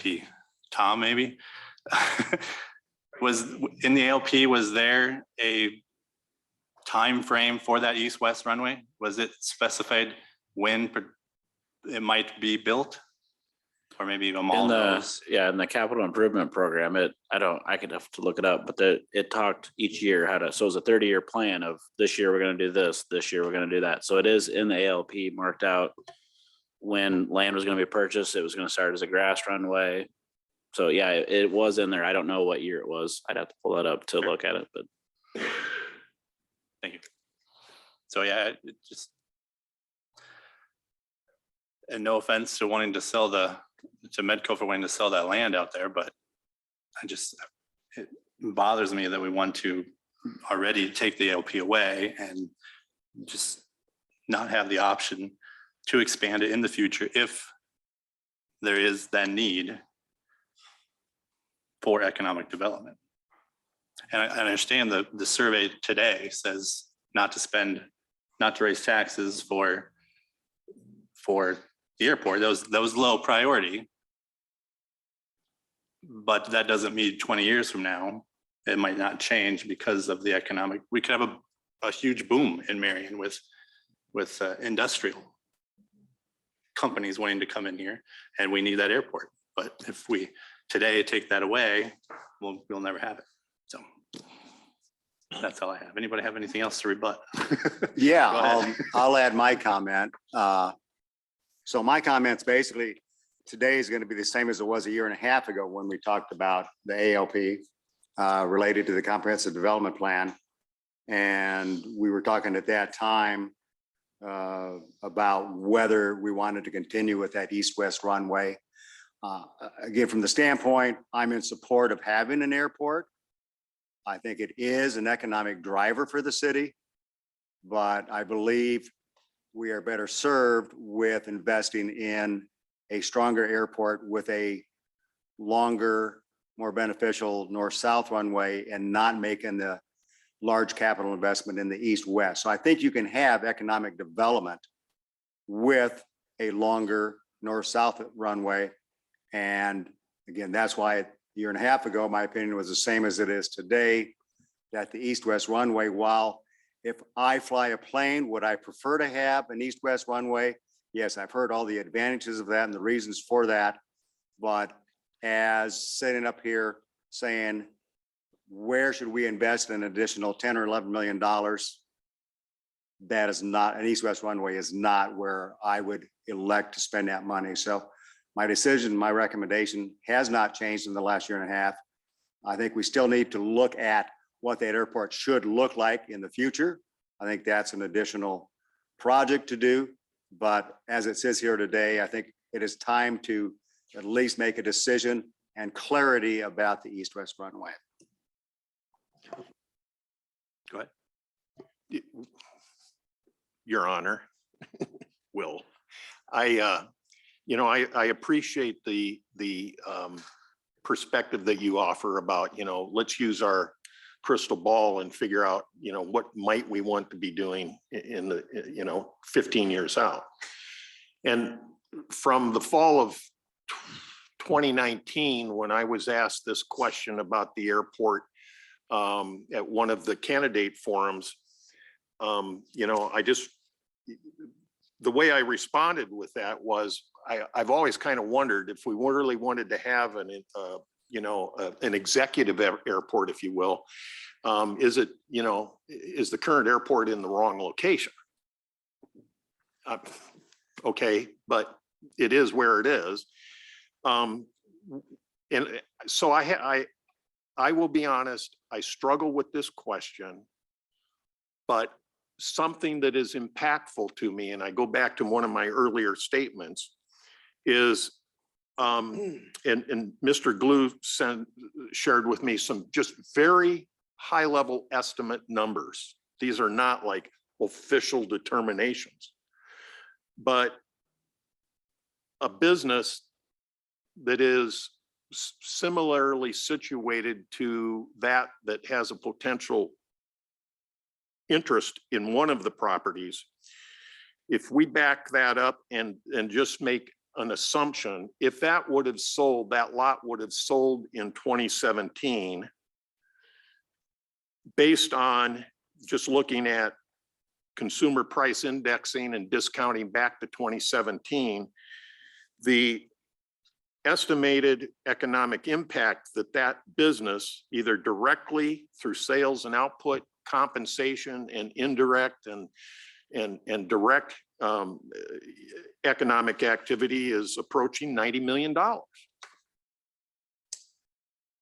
And as much as I, from my standpoint of just, you know, ever so slightly educated in aviation, I would be enthused if I had an east-west runway. And I understand the necessity for that, given the wind conditions that we can face. But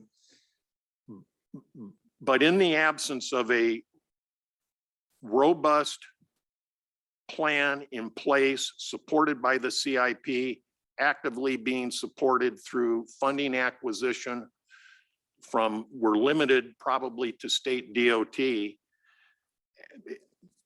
I guess what I'm having a hard time doing is ignoring the fact that we are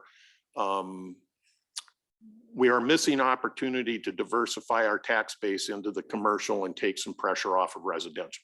So that's what I'm kind of flopping around about, and kind of what biases me to my thinking, that we right size the ALP and put our energies on to making the north-south and its ground amenities the best that we very well can, and get about that business.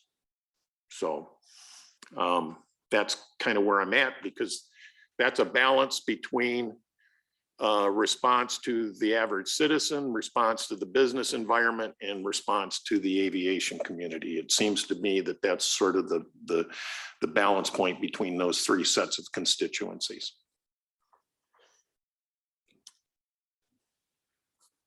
Anyone else? All right, moving on to A2. City manager again. Yes, sir. Thank you. This is what's in your packet is a draft lease with Luxair Aviation. This takes all the various amendments and the original lease and puts it into one document, reflects the current state of affairs vis-a-vis the FBO. There was a previously an FBO hangar that was removed. Luxair has since provided one. So this also accommodates the city's obligation to provide for an FBO for this site. There's been, as noted in your packet, there's been many discussions over the last couple of months amongst city staff and Luxair to get to this point. Thank you. Any discussion? Grant. Well, I would just say it's been a robust set of activity between the city and Luxair in order to reach this point. I think the lease, as it is restated and redrafted, really puts a nice boundary around all of the semi-loose ends that had existed before. And it puts us on a firm basis with Luxair in order to move forward, somewhat like I was intimating just a few moments ago.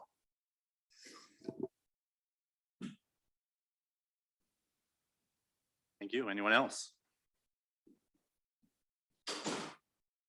I think the mayor's coming back for A3, so I will relinquish the meeting back to him. Okay, thanks. No problem. Any questions on A3?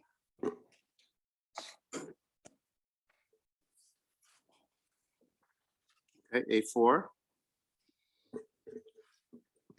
Your Honor, on the agenda for your consideration, professional service agreement with Dr. Monica Allen.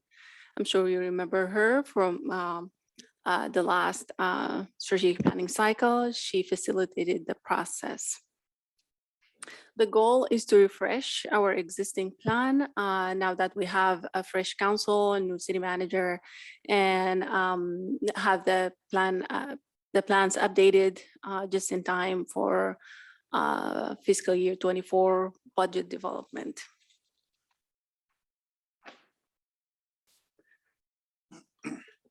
As far as process goes, currently we are in a discovery phase. This is where we review our community survey results, do an internal review the existing plans, progress on those plans, and also do a survey on the market and external factors that are impacting our plans. To put all of this together, to inform our development phase. This is where we revisit our goals and objectives and strategies before we move to execution, where we do our annual work plans and the overall management of the strategic plan. Next slide. And I've shared this step chart with you when we were discussing budget for the 23 budget, and process stays the same. Plan is to have the review and gap analysis wrapped up by the end of May, and do a 2-day retreat in June. You'll be receiving an email from Alicia trying to narrow down the dates for that.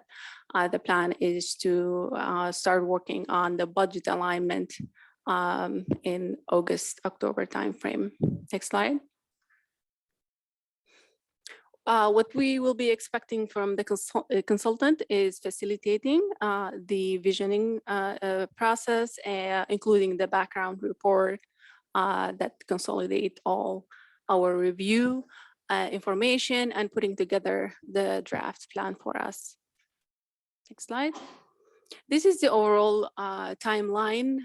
If we have the agreement approved in April, that will position us really well to have the final plan approved around August, and working on budget alignment around September timeframe. Yellow is implementation phase. Blue is development phase. Next slide. So our implementation phase includes our annual work plans and include the framework for change management, and includes the cadence for updates. So I wanted to hear from council your feedback on whether you have a preference on the cadence for when we update you on the strategic plan progress. Previously, we had discussed quarterly updates and an annual report and check-in refresher. Next slide. And I wanted to leave you with this quote.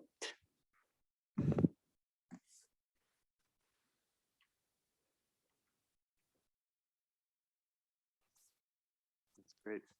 Thank you. So I'll Be our motto. ready to hear your feedback on the process. Yeah, go ahead, Grant. Yeah, if we could just back up one slide. First off, the structure of this Amal, I think is really solid. And I think the sequence that is shown here in terms of the executional plan. Just one thing, and I'm just offering this from my own personal experience, where it says key performance indicators. My experience has been that defining key performance indicators is one of the hardest tasks because not everybody will agree of what those indicators are. My precaution, and I think everybody across the board has to appreciate what those indicators are because either they're directly involved with them or they influence them in some way. And all I would just suggest is that you look for that consensus, and as you go forward executing a strategic plan, if those key performance indicators that were originally selected don't seem to be very useful, don't be shy about ditching them and defining new ones if that's necessary. Now, for Mr. Barkalow, his will always be highly precise and perfect forever and ever. But there might be other key performance indicators in other areas that are a little bit more nebulous, and it takes experience to so that's my only warning about this. Correct. We will refine those this time and we'll make sure we have the infrastructure that can get us good information on whether we're making progress or whether we're succeeding at all. So that's the question. How are we going to know if we succeeded? Just if I can add on to that, Councilman Harper, one of the things Amal had touched on that would do a 2-day retreat. The first day would be with staff so that we can dive in and really come to that consensus on some of those key indicators and provide that, offer that up the next day for the council as part of their retreat, as this is input that we wanted to share with you as you're processing and digesting and ultimately giving us the feedback on the overall strat plan. So your point is heard, and we've been discussing that internally as well. So thank you. Mel, you're looking for feedback on the touch points or the updates. check-ins, Yes. the updates. So quarterly updates. Is anybody okay with? Is everyone okay with the quarterly updates and then the once a year report? Once a year report. No objections to that? Does that give you what you need? Sounds good. Thank you. Okay, good job. Thank you. Okay, if there are no further questions on that item, we'll move on to the next item, which is, where are we? Where am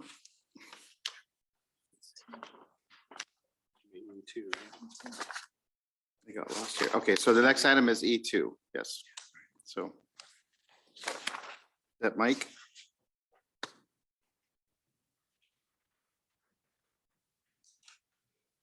Yes, Your Honor. So on Thursday, we will have a public hearing regarding this project. There was 3 bids that we received. The low bid was from Rachi Construction at $163,342.70, just over the engineer's estimate. But as you can see, all of them were over the engineer's estimate. So we're starting to see escalation of prices on our projects.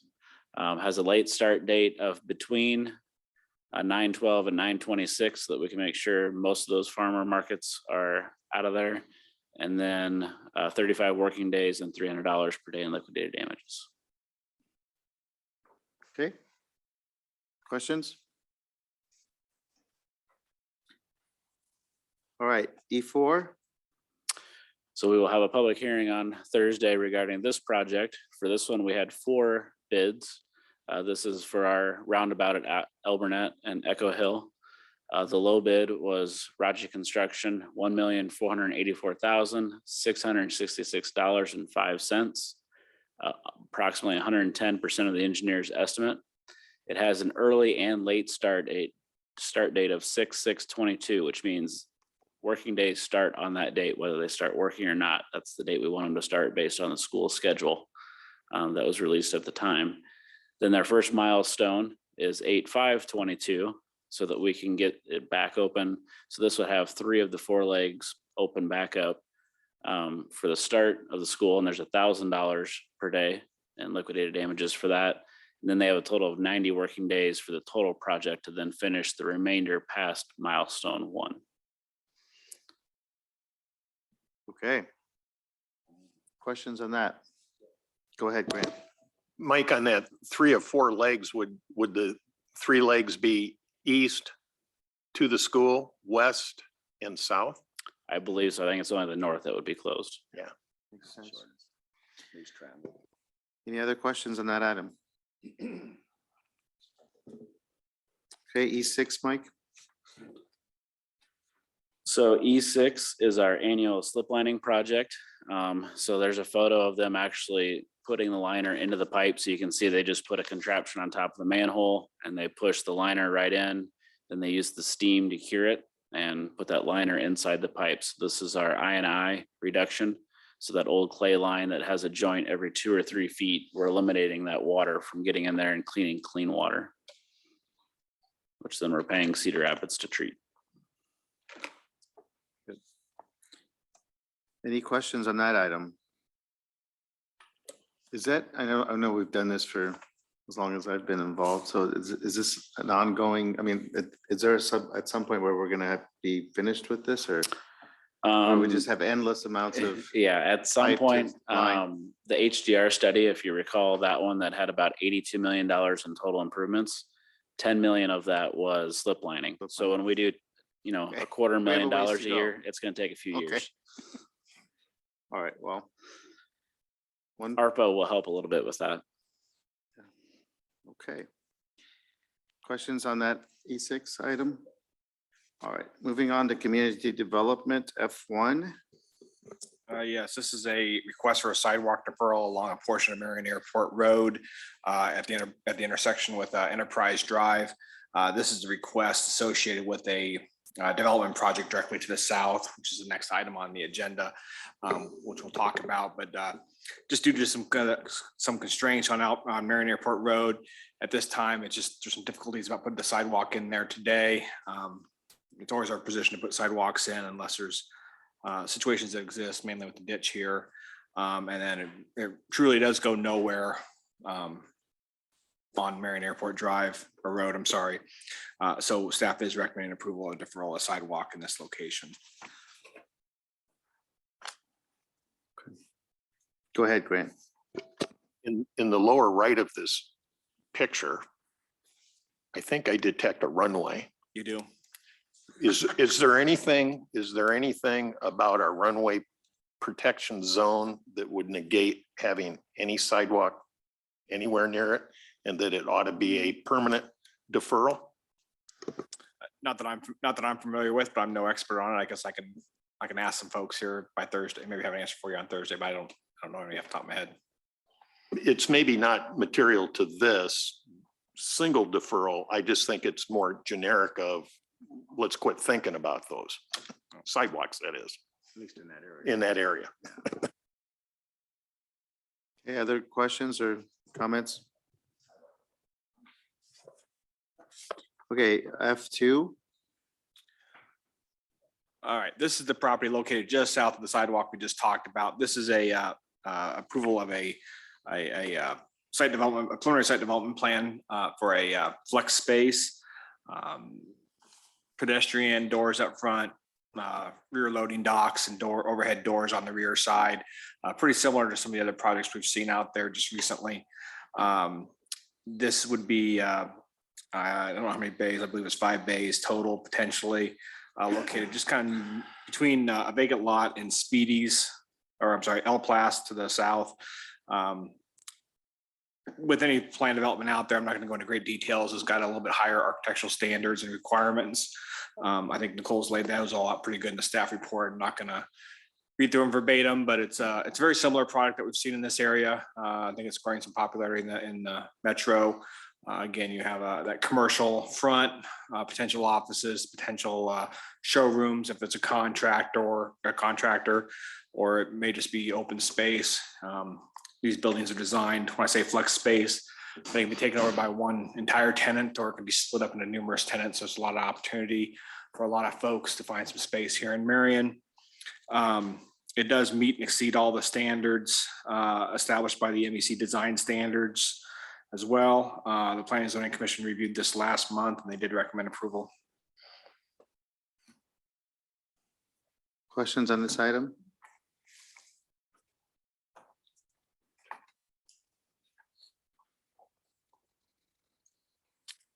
Okay. So that takes care of F3 and F4, Dave? Yes. Okay, so then under library, we have G1, which I've been asked to mark for discussion. So who's presenting? Oh, hello. Good evening. Council, Mr. Mayor, thank you. I wanted to give you all some background information on this resolution. This may look familiar to you, as this group did already approve a purchase agreement for a mobile bookmobile. As you all know, there was or may know, there was a master facilities plan that was conducted several years ago to determine service levels for our growing community. And several options were presented. The option that the city landed on was to build our brand new library, which is going on next door, and support services throughout the community with a mobile bookmobile branch. The library and the city entered into purchase agreement early 2021 with a particular vendor.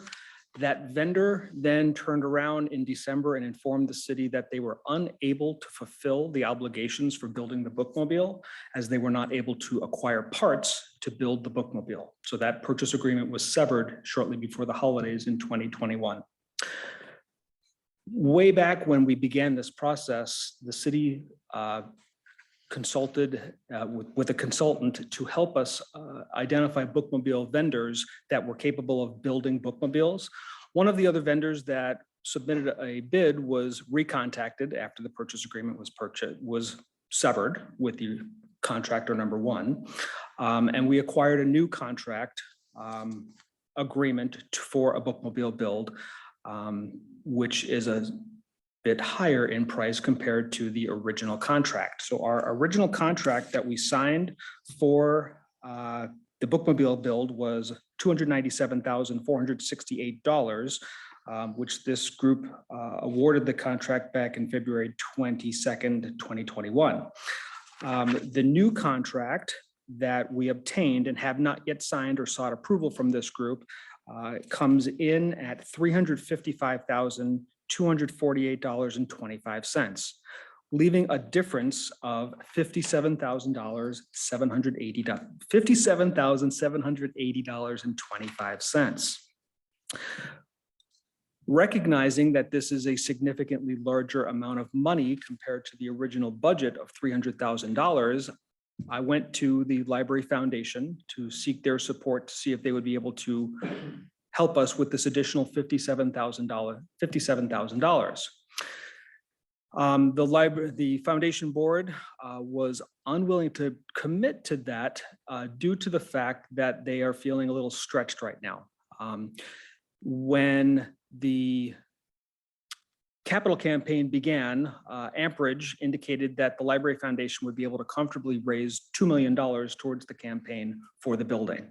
The goal that was set for them was $3 million, and they have raised over $285,000 of that. We're very close to finishing that out. And the foundation has also raised over $238,000 towards the $300,000 for the bookmobile.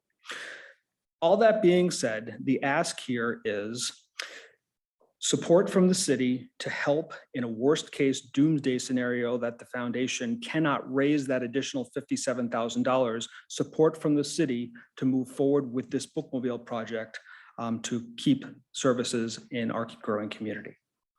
I had a bunch of notes. I've gone off script. I apologize. I feel like I've been all over the place here. I've been working with Ryan and Leanne to identify potential funding sources for this $57,000 in the event the foundation is unable to raise that money, which they are still going to work towards doing until the day the final bill is due.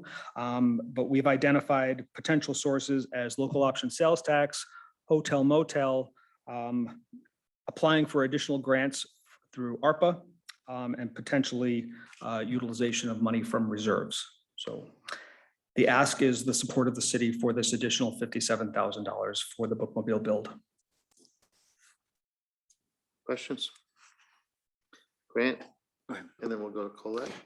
So I guess what I'm wondering about is the availability of the truck chassis and then the availability of the, and everything about it, and the availability then of the bookmobile component with all of its associated electronics. And I guess what I'm looking for is, given supply chain constraints, availability of electronics, what kind of time frame are we thinking we're going to actually have a bookmobile if we go down this road? So that is, yes, very good question. The chassis availability has been one of the limiting factors for the build of the bookmobile. We are told from the vendor that from day of signing contract to delivery is approximately 24 months. And is that, okay, so is that at a cost or price certain? We buy it, we get it, no cost increase? My crystal ball is foggy. In keeping with the theme of increasing costs here, the request is a bit time sensitive, to be serious. So we've been working with this vendor on this purchase agreement, and they're honoring this quote through the end of next week, April 8th. And they're honoring the quote without having any increased costs that would be incurred above and beyond the $355,000 is what they have told us. And we've had city legal review the contract, and I believe that language is included in the contract. Thank you. So Colette and then Randy. So I'll start by saying I'm super excited about the library in it opening. And I think I joked, maybe it was the city manager or somebody else that I'm gonna move into a corner there. So I'll kind of move around. You won't know, there's gonna be a kitchen and all sorts of things in there, right? So I can kind of move around. On a serious note, so the bookmobile, what are other options for us to do this work as opposed to having a bookmobile, right? So $57,000 seems like a pretty big increase. And also this idea that things continue to increase in cost. And it's 2 years before we even have access to it. What are some other ways in which we can respond to those outcomes as opposed to getting a bookmobile, or a bookmobile that's $356,000? There are alternatives that we can look at for smaller builds, for less money, for chassis and vehicles that are more readily available. The disservice I think we have the potential of doing to our community is underserving by not having that amenity. When the master facilities plan was reported on, for our size community and the growth rate that we have, the options that were presented to meet service levels included building one ginormous big library branch in Uptown at approximately 63,000 square feet for the cost of $22.05 million. Option number 2 was what we currently have, which the estimated cost was $18.2 million, now $18.75 million.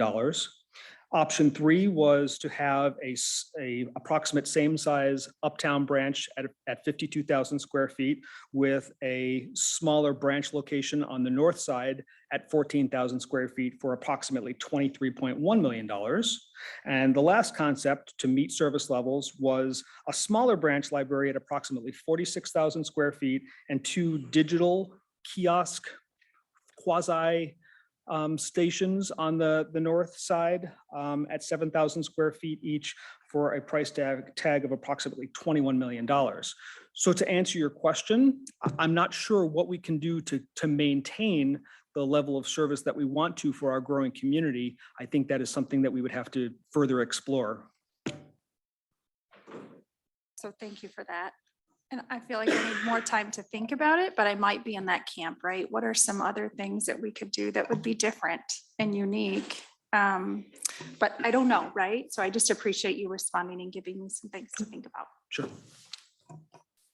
Randy, go ahead. Thank you. I had a couple of questions and my colleagues had answered those, but I as well too, because I was in support of the original bookmobile, given the budget that was given, but 57,000, that's a big ask. I have a little reservation about that one as well too. As far as the chassis problem, I know that we've tried selling old fire trucks in the past. I say we found our chassis. We just strip an old fire truck down and we get a secondary life out of that. That's all. Thanks. Steve, did you have something?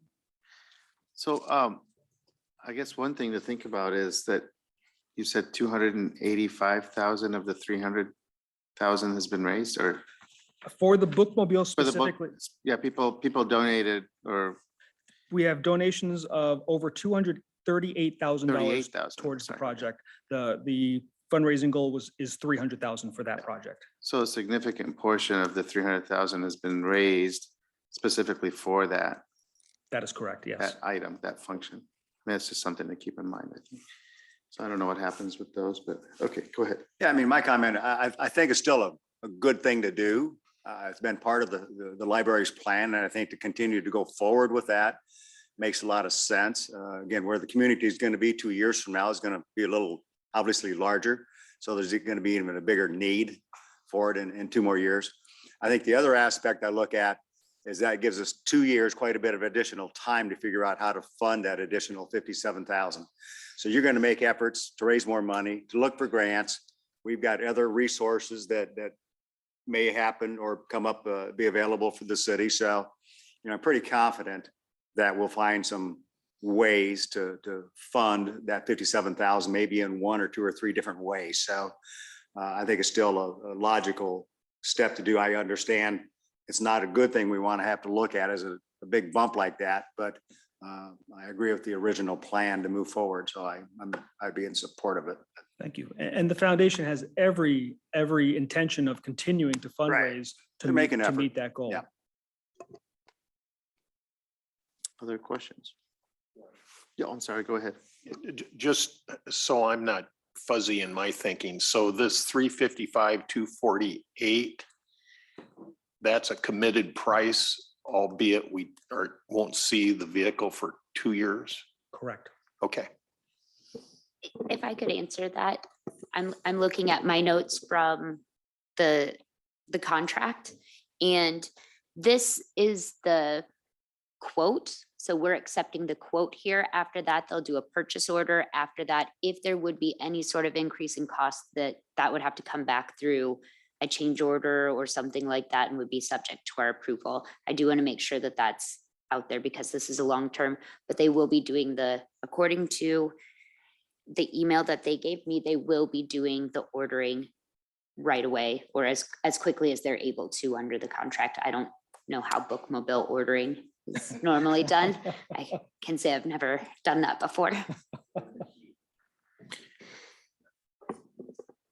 Okay, any other questions for Bill? All right, thank you. Thank you. We are just 2 minutes behind Rachel's timeline.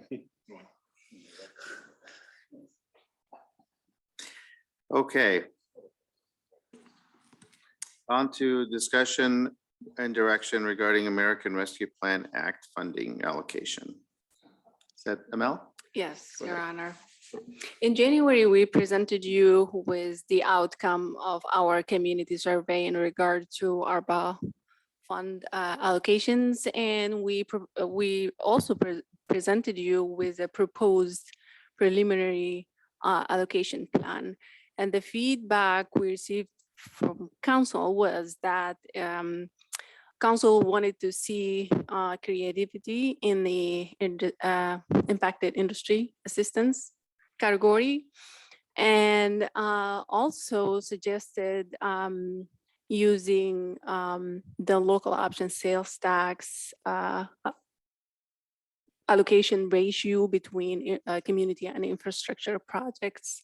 So since then, we get to work. So we reached out to our partners, Medco, Chambers, and Main Street for ideas on the business assistance side. And they proposed 3 ideas.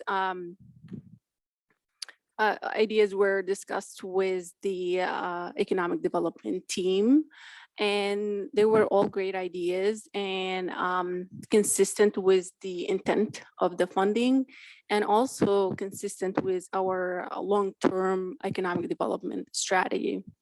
Next slide.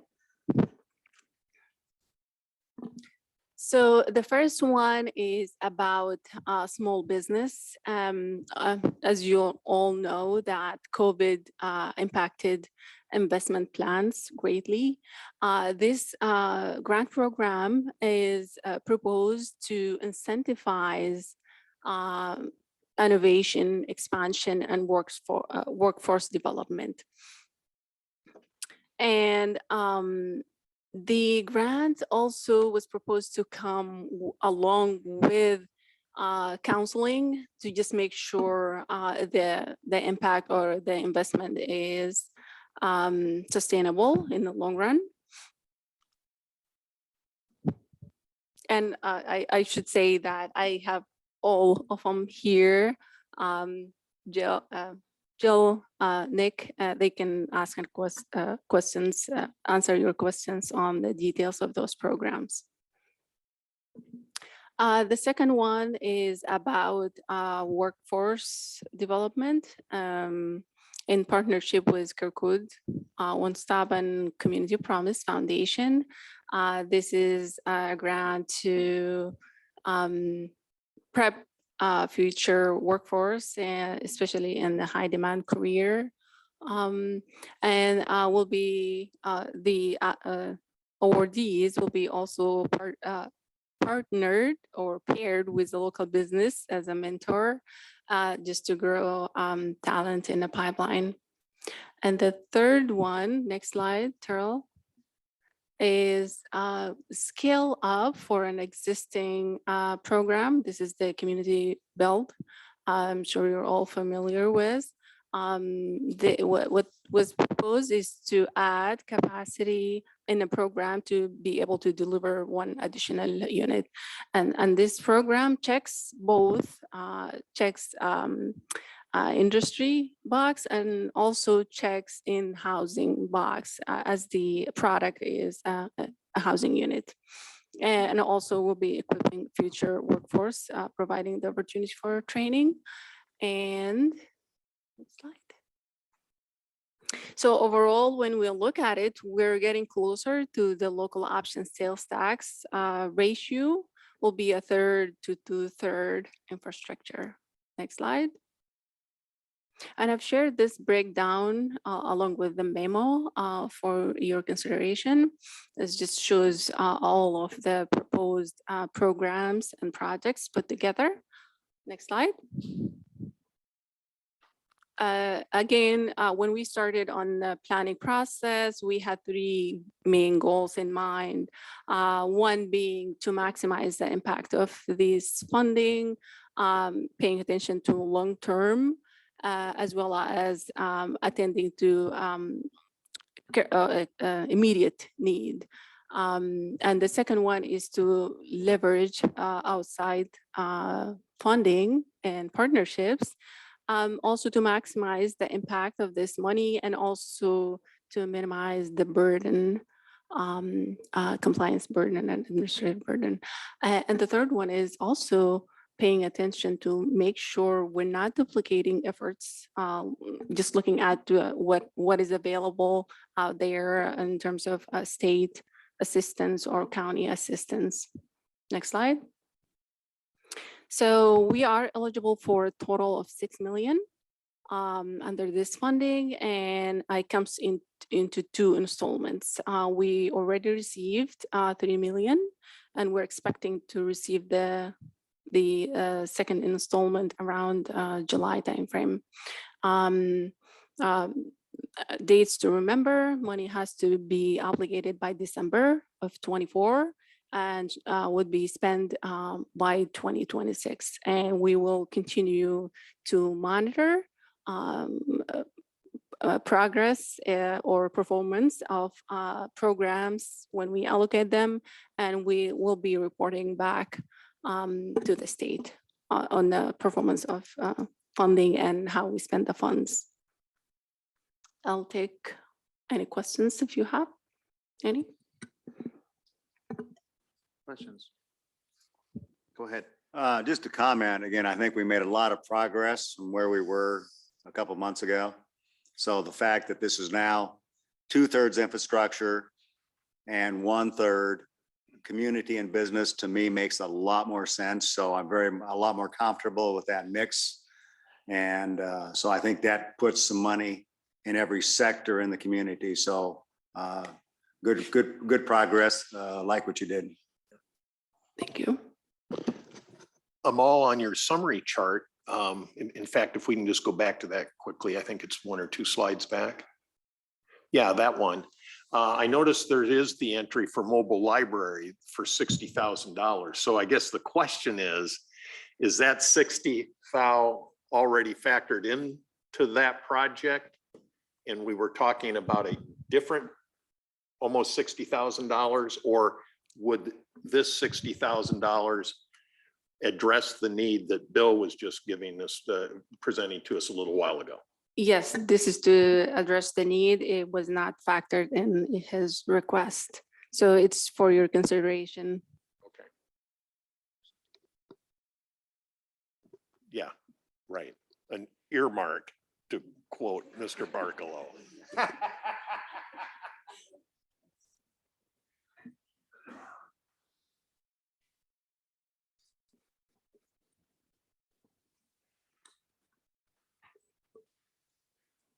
Okay, other questions? So are you looking for any direction here or? If council is in agreement with the plan as proposed, staff will move forward with development of a standing plan. So this isn't being voted on this week? It's No. just come up with more details before we vote. We are looking for feedback. Okay. It is presented as an à la carte. If you like the 3 additional options, great. If you don't like some of them, you like some of them, but we're looking for that feedback on the overall plan. There would be some that would have some other follow-up action items. So Terrell, can you go back to that slide, please? So for instance, the business innovation and support grants, there would be some contracts that would have to come before city council to get that ball rolling. We'd work with the chamber on developing the actual documents that would have to go out and start advertising that. So there would be a number of action items associated with this. So Amal and the rest of the team wanted to present this based on the feedback, come back. Did we hit the mark? And is there an area that we didn't think of? Just looking for feedback. And then what we would do is just bring everything back. Those items that would have action. I'm least excited about the apprenticeship portion of it. I just think there's bigger needs.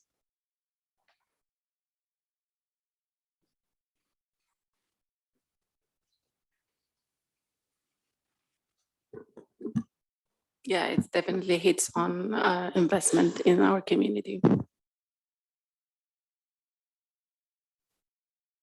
Go ahead. Just to clarify, so Your Honor, were you referring to the career acceleration grants? Yeah, I think. Is that the one, 100,000? I just wanted to make sure we had the right connect to what's in this. And the small business one, I think we're looking at an impact maybe similar to the state's manufacturing 4.0 would be doing the same for small businesses in Marion.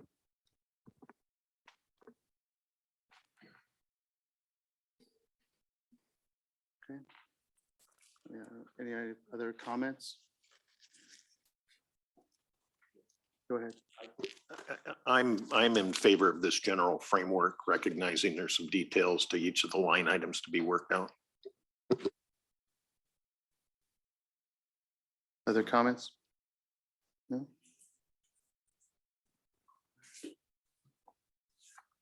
Okay. Next.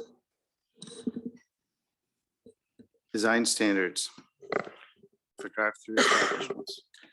This is a update. This will be going to the commission here either in May or June, just kind of depending on the workload that's coming out at city council or coming out of planning and zoning commission here over the next couple of months.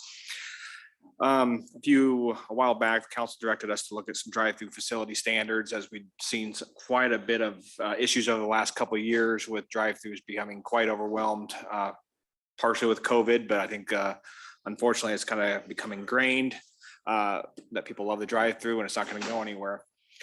So we've been directed to look at some design standards, and I think in my research, I think we've addressed a couple issues, mainly public safety, conflicts with the public infrastructure, sidewalks and public streets, poor separation for internal circulation and pedestrians.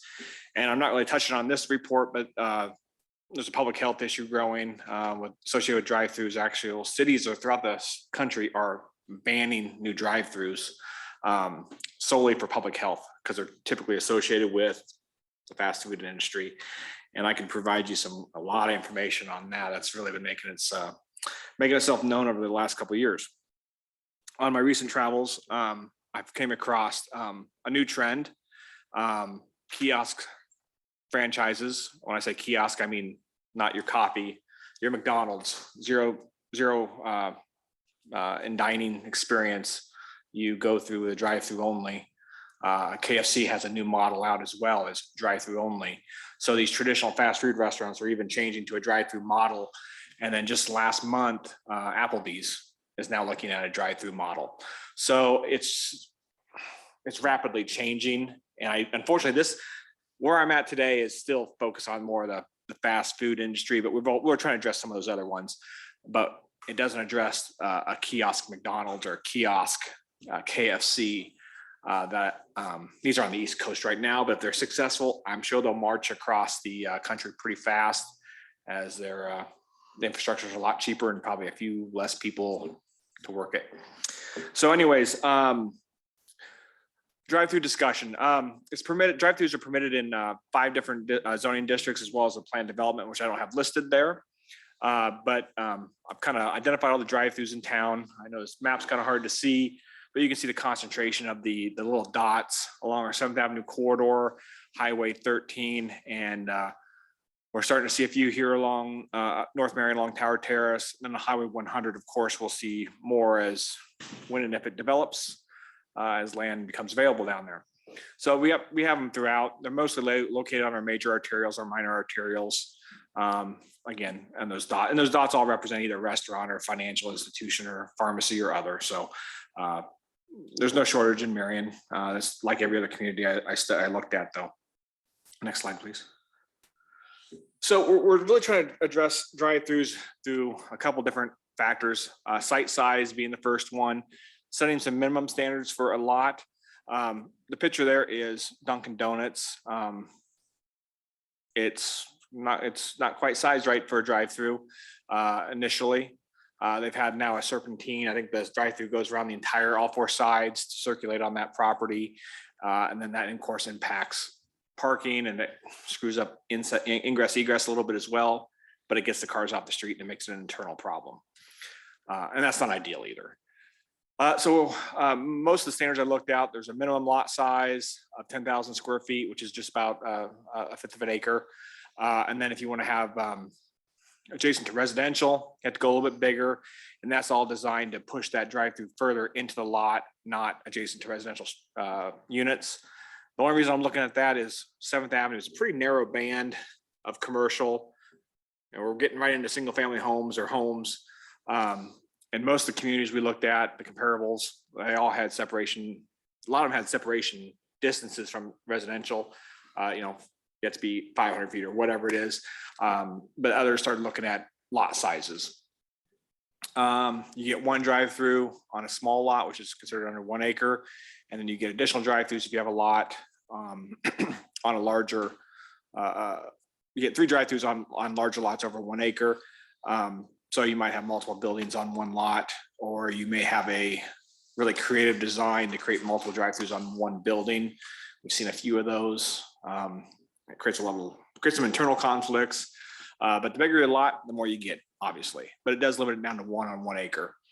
Next slide, please. In addition to site locations, we're also looking at location just of the drive-through itself. The three main factors are noise, hours of operation, fumes. This is normally not going to be an issue in along the along Highway 100 or Highway 13. But as you get into our corridor, we're looking at minimum setbacks established right now. You can put a drive-through all the way up to almost the property line, the house right behind you. This is going back to that site size, and you guys set that drive-through 20 feet away. A great example of that would be the Scooters Coffee on Mount Vernon Road. If you've had a chance to go see that, it's right up to residential. The neighbor's a single family house, but all that drive-through activities more toward the road in that situation. So it's when I went into the Cedar Rapids code, that's by design, it's forcing that drive-through away, mainly for those three, not for hours of operation, but fumes and noise is why that was in place. So setback standards, which don't exist today, are being proposed. Next slide. Stacking and queuing, this is probably the biggest issue and one I was really surprised about in my research. Most of our problems have probably been associated with stacking and queuing, backing out on public streets, sidewalks, blocking ADA accesses and all that. And we have examples of all those failures in Marion with a lot of our sites. So when we began looking, right now we have really no minimum stacking requirements by code for restaurants. We do have for banks, but not for restaurants or food and beverage services. I have it here. Right now I'm tentatively looking at 6 spaces minimum. I thought that was really low. Actually, I didn't think I initially had 10, but when I started looking at all the comparable communities in Iowa and I put them there, anywhere from 5 to 3 with a minimum numbers required. I don't believe that's enough. But if you block it into the street, it's a police enforcement issue and they got better things to do, I believe.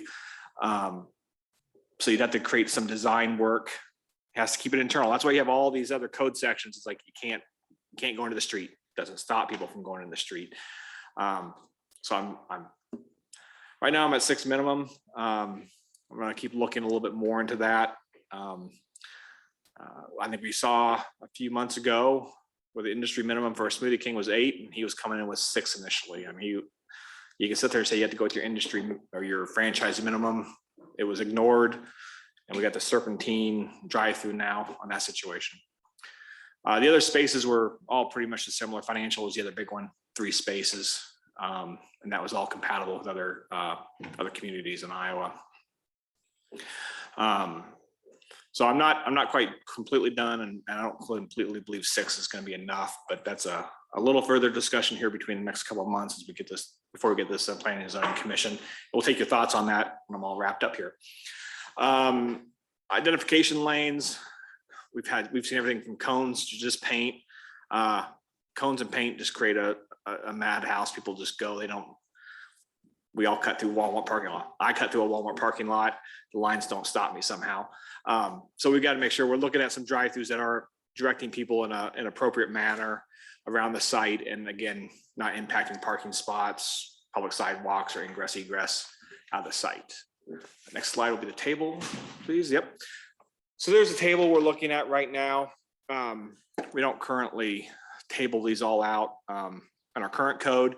Again, I'm really confident with everything except the restaurant component and the coffee component of 6 per lane, but all the others are very compatible. What I came up with were all very compatible once I started doing the comparison with the other communities here in the Midwest. Nothing really jumped out and surprised me other than the restaurants. So next slide. Finally is just site access. We have a lot of facilities using public streets, private access easements to access their drive-through. You pull off the street, you're right into the drive-through. Some of the code language will require you to get onto the site before you can really start using the drive-through lane. There's strict prohibition. You can't walk across the drive-through lane from a parking spot to the building. You can't use the drive-through lane for pedestrian access. Again, talking more about requiring raised islands and other pavement treatments, and then and these are all local examples here. I tried to show the path with the red line and how some of them use the public street. as the Dunkin' Donuts used to do. Barker's Ice Cream, it blocks, if you park and go in, and if it's a really nice 90-degree day, you're not going to be able to back out. You back out to the drive lane and you have to wait to exit the facility. And then Parlor City is not there anymore, but another great example, you had to actually cross the drive-through lane to get to the outdoor, that little outdoor patio out there. I don't know if you ever saw it, but I also got a complaint from the subway on that same block or same lot. Cars would go into the site, they go all the way down the subway, turn around, and they start queuing all the way back in the subway. So it's an internal problem, but we don't want to create a situation where our other businesses are being affected by our code. So we got to make sure we look at some proper spacing, and that's about limiting the number of drive-throughs potentially on smaller lots. Next slide should be the last one. Yep.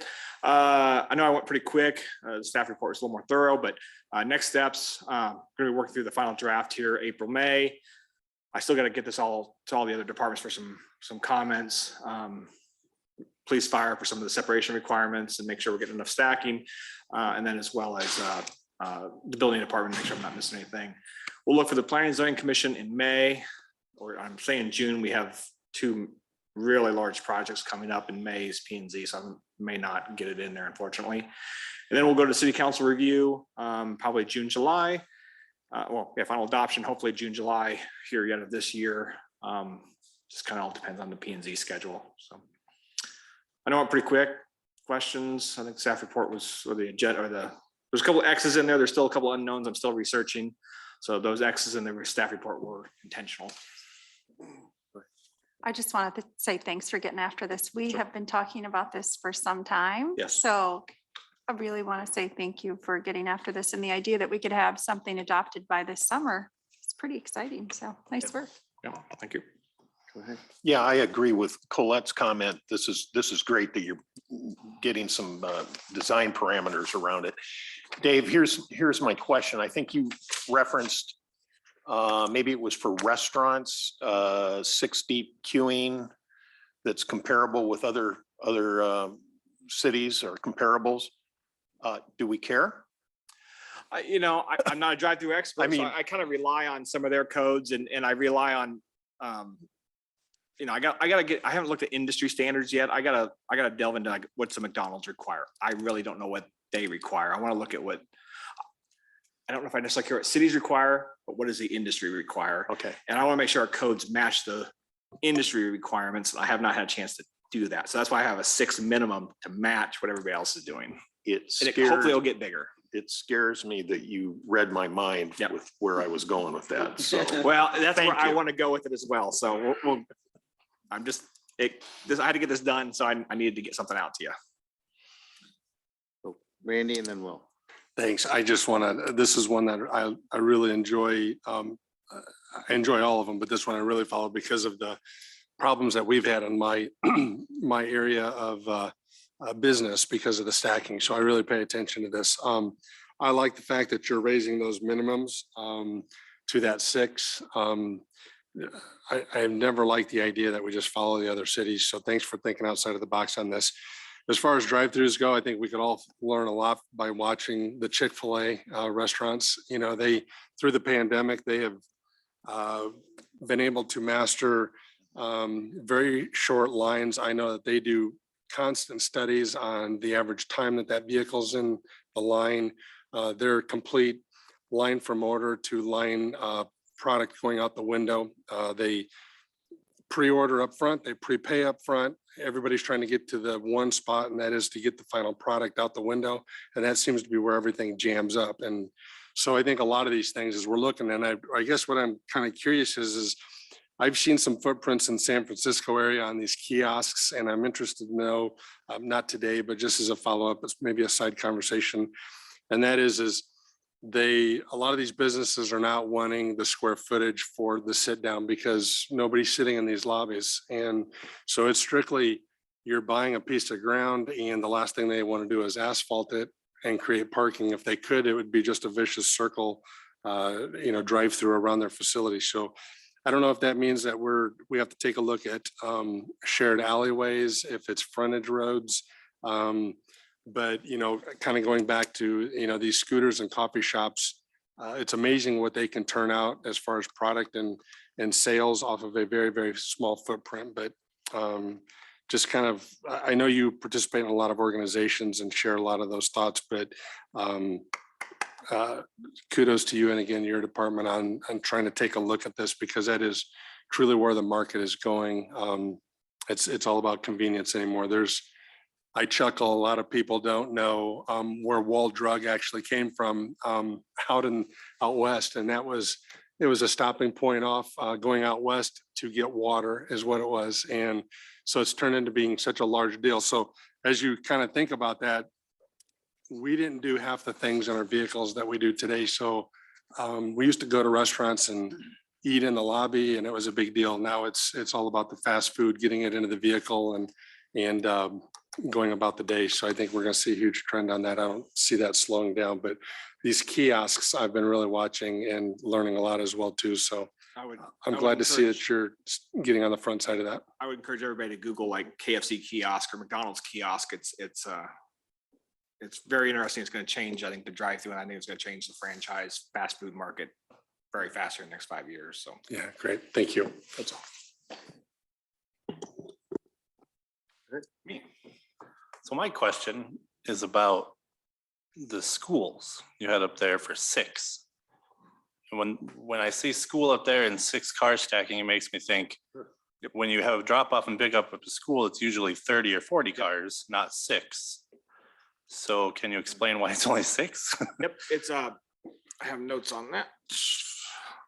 Because that's obviously a huge issue right behind us. Well, at all the schools. Yeah, I didn't bring my notes down on that. The 6 is the area designed. They have to at least 6. Normally they snake all the way around, but they have that in the parking lot, and they want to snake in the parking lot like they do. But it's going to require at least 6 spots. Basically, you have to have 6 pull-off spots, designated spots, like in the very, very front. Not like Novak would be a good example. Right here. Inside. We don't want to encourage. I mean, that's allowed, but we want to encourage, 4th not in the public right of way. Right, but on 4th on the other side. Yeah, on 4th, I think they have at they've got least the pull-offs. Yeah, we want to have at least 6 for the So that's what you're talking. pull off in that area. I gotta look if that really can fit or not in most of our sites. But most of them, like Lynn, or the couple I'm familiar with, I think they stack 6 with 3 lanes. I think Indian Creek might be 3 lanes of 6, but then they kind of narrow down to 2 and then 1. But it's kind of creating that space of at least 6 right in front of the building. And granted, they're designed to snake around the parking lot for pickups. Should that be higher with new, like the new building that is going to get built? I can't think of the name now. I'll look into it. Marion. I'll look into it. And as the schools tend to seem to get out as far away from the city as possible, pickups and bus stops become more and more part of their every design they have, since they're so far out there. So I'll research that. Yeah, because especially with the new one at Thomas Park, that if there's stacking, it's going to be on the street, and then no cars are going to be able to get through. Like we have issues. Yeah, the new one's the new one, the Thomas Park one. Yeah. Yeah, they're well stacked and internal. I think they do have 6 spots designated, but I think it's too wide, and then it snakes to the parking lot. So I'll look into it. Just don't want new schools that have the same issues that we're having. Yep. At all the other older schools. Thank you. Steve? So 2 quick, so first of all, this is for every drive-through going forward, right? That is correct. Everything in the future. We know there's some still concerns about where they're at now. So before you talked about food and beverage, and then when you put your listing up there, you broke it down into restaurants and coffee. Yep. Terrell, So- can you back up a couple? I think it's something like a DQ, like the Freeze on South 10th Street. Does that fall under restaurant? That's a restaurant. So restaurant would include anything of any type of food served, and then the coffee would include. Coffee That's is pretty straightforward. I believe it's defined in our definitions of our zoning code. Okay, so restaurants further defined as to what that would include. Yep. As well. Okay, yeah, I think it's a good move forward. So great progress on it. Go ahead. Can you go back a slide? Yes, so under the financial It says greater than 6 spaces shall provide escape lane. That should have been bumped down. There should be a bullet point in that one. That should be its own line. So when you go over 6 lane, I'm starting at, if you have at least 6 spaces in your thing, let's just assume it's Starbucks and they do 20. At some point in time, you realize you don't have your wallet or whatever, or it's just taking too long. You need to be able to, or emergency, you have to be able to get out. So after 6, if you have more than the minimum, so I'm saying 6 right now, at that point of 6, you need to have a secondary lane. So I can get out because I forgot my wallet, or the kids didn't want Burger King or something like that. We've all been there. So when you say 6 spaces, you mean 6? 6 spaces back from the window, or back from the pickup window. Not parking spaces. No, 6 spaces. Then I'll provide some sort of escape lane. I think Subway has one. Burger King has one. Burger King has one as well. It's just to get that stranded, or if there's a car issue, car breaks down, you still got to be able to get out of them. I have just one follow-up question, Dave. Are we considering anything in there as far as reserve space for, like how Culver's will advance you up into a waiting area there to keep that line flowing? Are we putting any minimum requirements on that? I hadn't, but I can look into that. You're talking like the Applebee's has them now. A couple pickup, you call and say I'm here, or like. Well, if I go through, Lyft or all those companies. Right. Well, this would be more if I'm in line, but whatever product is running behind, they'll push you forward and put you. No, it does not account for that, but I can. I didn't think about it would that. be something, because that would alleviate, a little bit of stacking, just a consideration anyway. Parking for waiting for, I'll figure out a term for it. Does the Iowa Restaurants Association or something have any standards on these? Yeah, I just got something. I'll from Jill. I'll read it here shortly. Oh, good job, Jill. She just sent it 2 minutes ago, and I'll. Well, you would think they'd have some. Yeah, I got a contact now. Guidelines or something on what the latest should be. Yep. Okay. Any other comments on that discussion?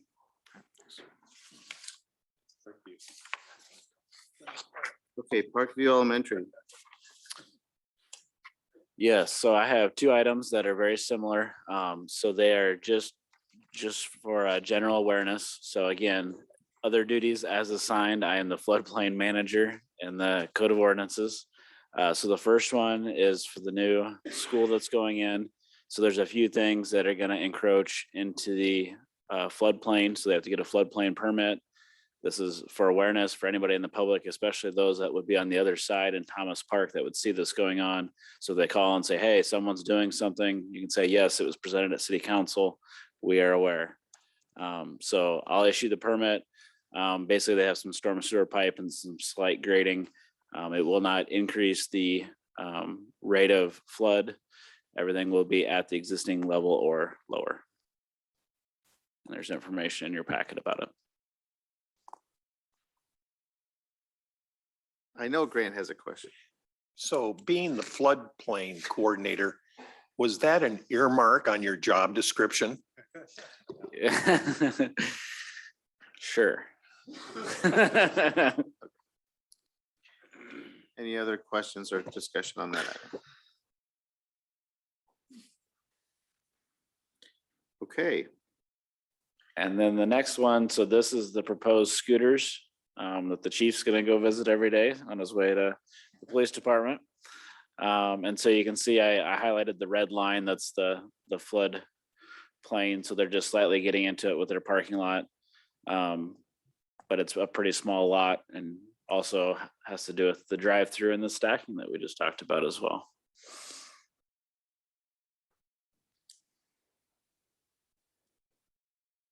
So again, they're meeting all the requirements. This is just public notice so that everyone is aware.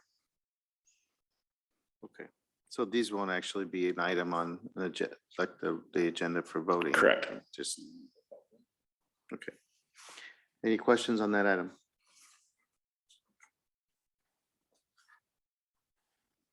Okay, you just put us ahead of schedule, Mike. I do what I can.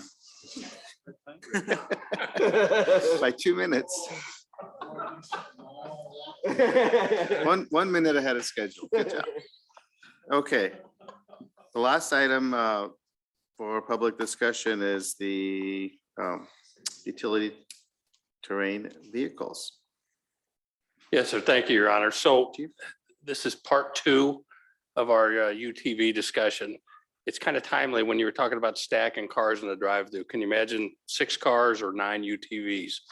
These things are space savers. So I'm going to start right off and say that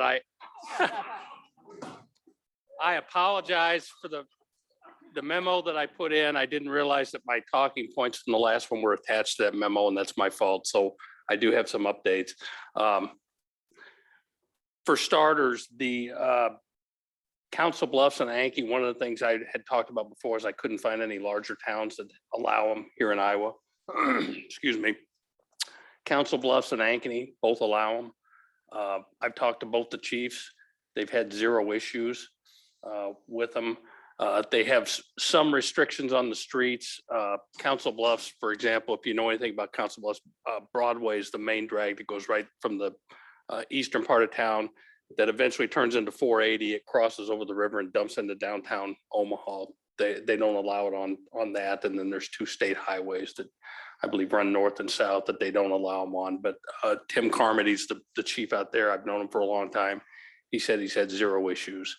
I've kind of been won over. I was concerned about the safety. The more I looked into it, I am convinced from a law enforcement perspective that we could handle it. If that's the route that the council wants to go, I think it's manageable for us. Certainly, there's some restrictions I'd like to see. And some of those are on the next slide, I believe. So, and some of these we can talk about, but again, I go back to the DOT tires and the headlights and the taillights and blinkers and the mufflers where we could put noise limits, things like that. You know, from a safety aspect,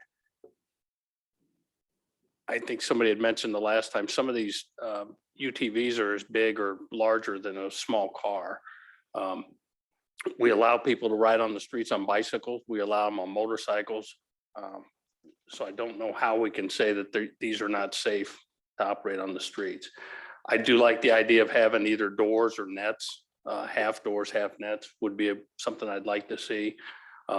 I think limiting the time that you could ride them, whether that's, you know, sun up to sundown type thing, or if you wanted to give an hour on each end in case people wanted to come in and use them to come to town to have supper, something like that. I would hope that you would refrain from allowing them like 24 hours a day, because I wouldn't want the late night stuff, because I think like anything else, that's when some of the shenanigans happen that we would be concerned with. Sorry, Mike.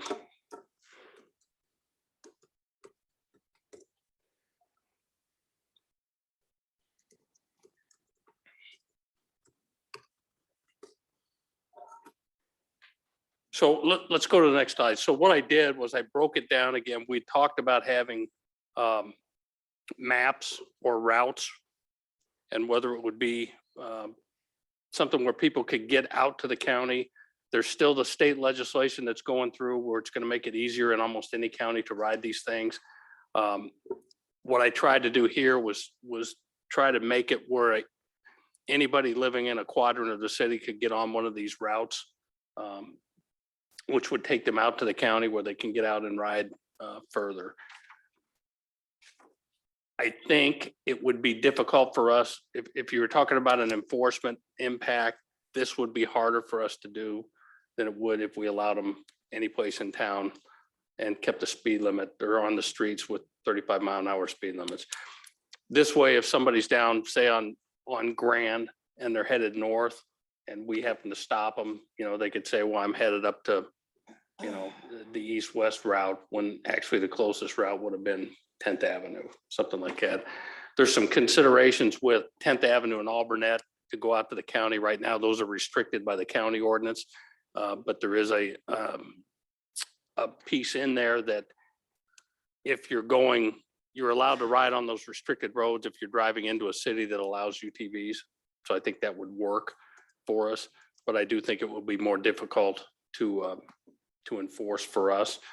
The next slide, again, I apologize. These are hard to see. These are the GIS maps.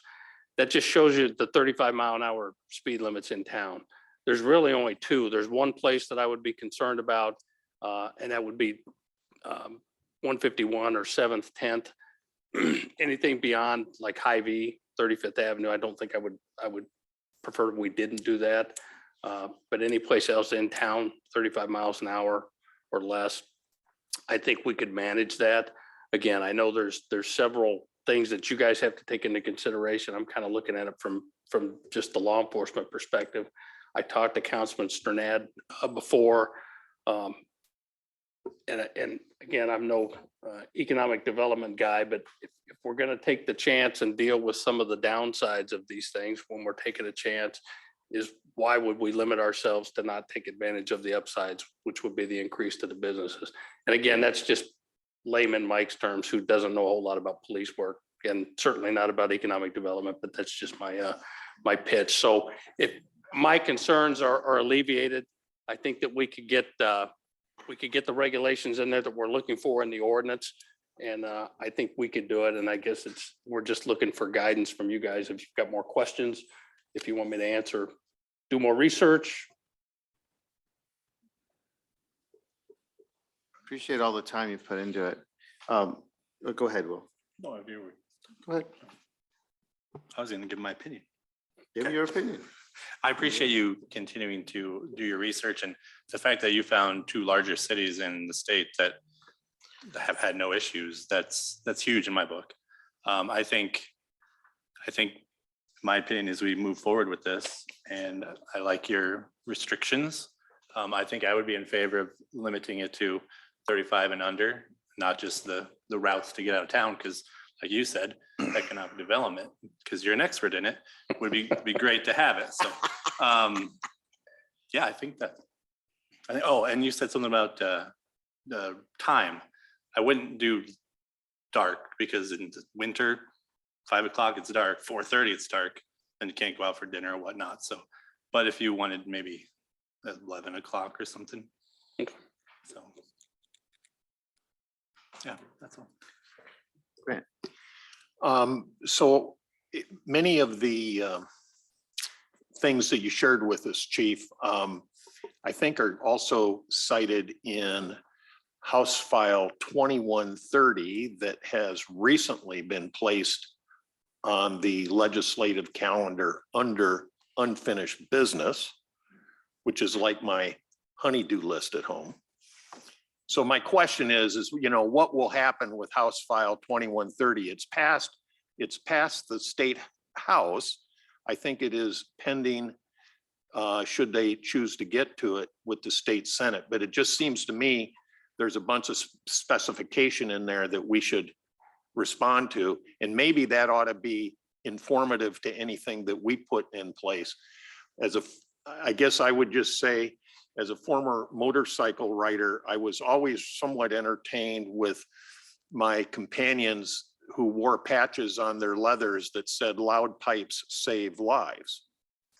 And which I fundamentally kind of agree with that at one level, but I suspect that most of these, as they're factory equipped, aren't going to be any louder than some of our noisier vehicles on the road, and certainly kind of commensurate with motorcycle traffic. So noise doesn't appear to be a big issue for me. I think that, and I'm not sure what state law would allow us to do, but given the ability of these to go off-road in an instant, I would really want us to have reasonably stiff penalties for anybody caught in parks, in backyards, running up and down floodways, whatever the case is. We want them on the roads. And so, but I also think the users of these vehicles, the owners of these vehicles, are going to be responsible, because let's face it, they've made a pretty big investment, and they have other uses for hunting and whatever else that they do with them. And I just don't think that, generally speaking, we're going to see bad actors all that frequently. So I'm generally in favor of this. Is noise a concern, Chief? I think between the exhaust, it can be between the exhaust and even the tires. And like I said, I go back to these DOT tires. Steve had gone up to McGrath and talked to them about how much the wear it causes on the mud tires because the treads are far apart and it really wears them down to drive on the concrete. But if you have ever been next to a pickup truck that's got, the monster mud tires compared to like a more street tire where the treads are closer together, you can hear that whine. And I just envisioned somebody driving through a neighborhood with that louder hum from the tires. But again, that's not an absolute, but I think it would help. Yeah, because occasionally I do get emails about motorcycle noise. Yes, So is this going to increase that potential? I know one part of town it probably will, but because we get a lot of complaints about traffic in one particular part of town, but honestly, I'm not over that concerned. I think the number that we'll have here in town, and then again, how do you balance that with the motorcycles? I mean, we're not banning motorcycles because they're loud, so I don't know that we could do it here. Okay. I guess you could. I don't say we, you guys make that decision. And I might have missed this, but you would have some sort of registration or? The state legislation that's going through kind of prohibits cities from adding any other expense to it. So right now they're registered through the DNR, which I think we could work with. We could work with that. Okay. Okay. Steve, go ahead. Yeah, when this was first brought up several weeks ago, I made the comment that I was generally against UTVs on the streets. Okay, so since then, as I've talked with you, I went to McGrath Power Sports, talked to the general manager there, spent some time looking at the UTVs, getting educated about them. I mean, UTVs come in anywhere from several thousand up to $50,000. I mean, there's some really high-end UTVs out there and very well equipped. But after talking to him and a number of other people and more research from you as well, I mean, I'm completely in favor of them being on the streets, not restricted to the trails, but having access, to the entire city as you described. The one aspect I would still suggest we take a little more look at is the tires. Because again, when I talked to the general manager there, he said the majority of the people with the UTV with those tires will not ride them on the roads because it'll just chew up their tires too fast. I mean, if somebody wants to do that occasionally, I don't have maybe that's okay, but he just said most of them, if they got those knobby tires or however you describe those, are generally not going to ride them on the streets or highway because they just get chewed up and they're too expensive. So I would just look a little bit more about that, whether we actually have a restriction, talk to some UTV people, get some of their feedback and comments. I don't know how they would react to that. I'm sure they're not going to have a set of 4 of each. And if they're going to come into town, they're going to put, the DOT tires on so they can go uptown. And if they're going to go out riding, they're going to put the other 4 on. So just that aspect, I think if there's not a major issue, I don't know about the noise factor, but other than that, if it's not a noise factor or any other issue, if they want to ride them into town and chew them up, that's their money. But I don't know if that needs to be a restriction or not. So I don't know the other pros and cons to that, but I would suggest we just look at that aspect a little bit more. Most of the other recommendations you made make a lot of sense to me. So I'm in favor of making that change. You have something else? Oh, Grant? I can tell. I do. Just a comment for my colleague, Mr. Jensen. Somebody that invests in a UTV or a motorcycle or other such modes of transportation, usually they add on to their garage so they can have extra tires, extra mufflers, saddlebags, speed enhancement paraphernalia, whatever. Anyway, I think people that are serious about this may have multiple sets of tires. Other questions?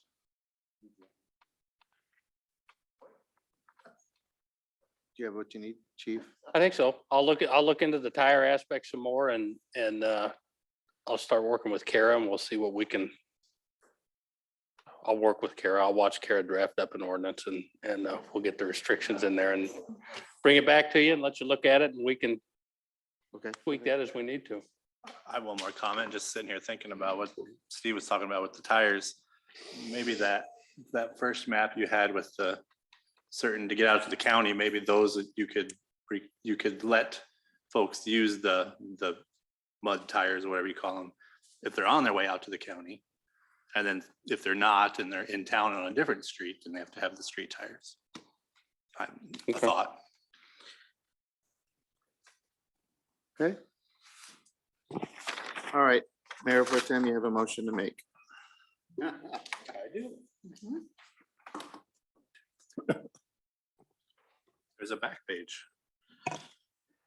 Mayor, I make a motion to adjourn to exempt closed session regarding collective bargaining as permitted under section 20.17(3), litigation as permitted under section 21.51C, and personnel matters as permitted under section 21.51I of the Code of Iowa. 3 separate measures.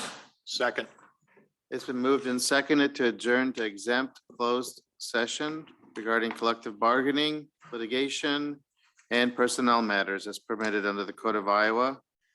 We have the legal counsel's statement, please. Thank you, Your Honor. I have reviewed the proposed subject matter for the exempt session and the closed sessions and find the same to be appropriate under Iowa Code Section 20.17(3), 21.51C, and 21.51I. Okay, any discussion before we vote? May we have roll call, please? Mr. Harper, Yes. Mr. Jensen, Yes. Ms. Atkins, Yes. Mayor Abu Osley, Yes. Mr. Brandt, Yes. Mr. Sterned. Yes. Okay, thank you for joining us. We're now adjourned to closed session.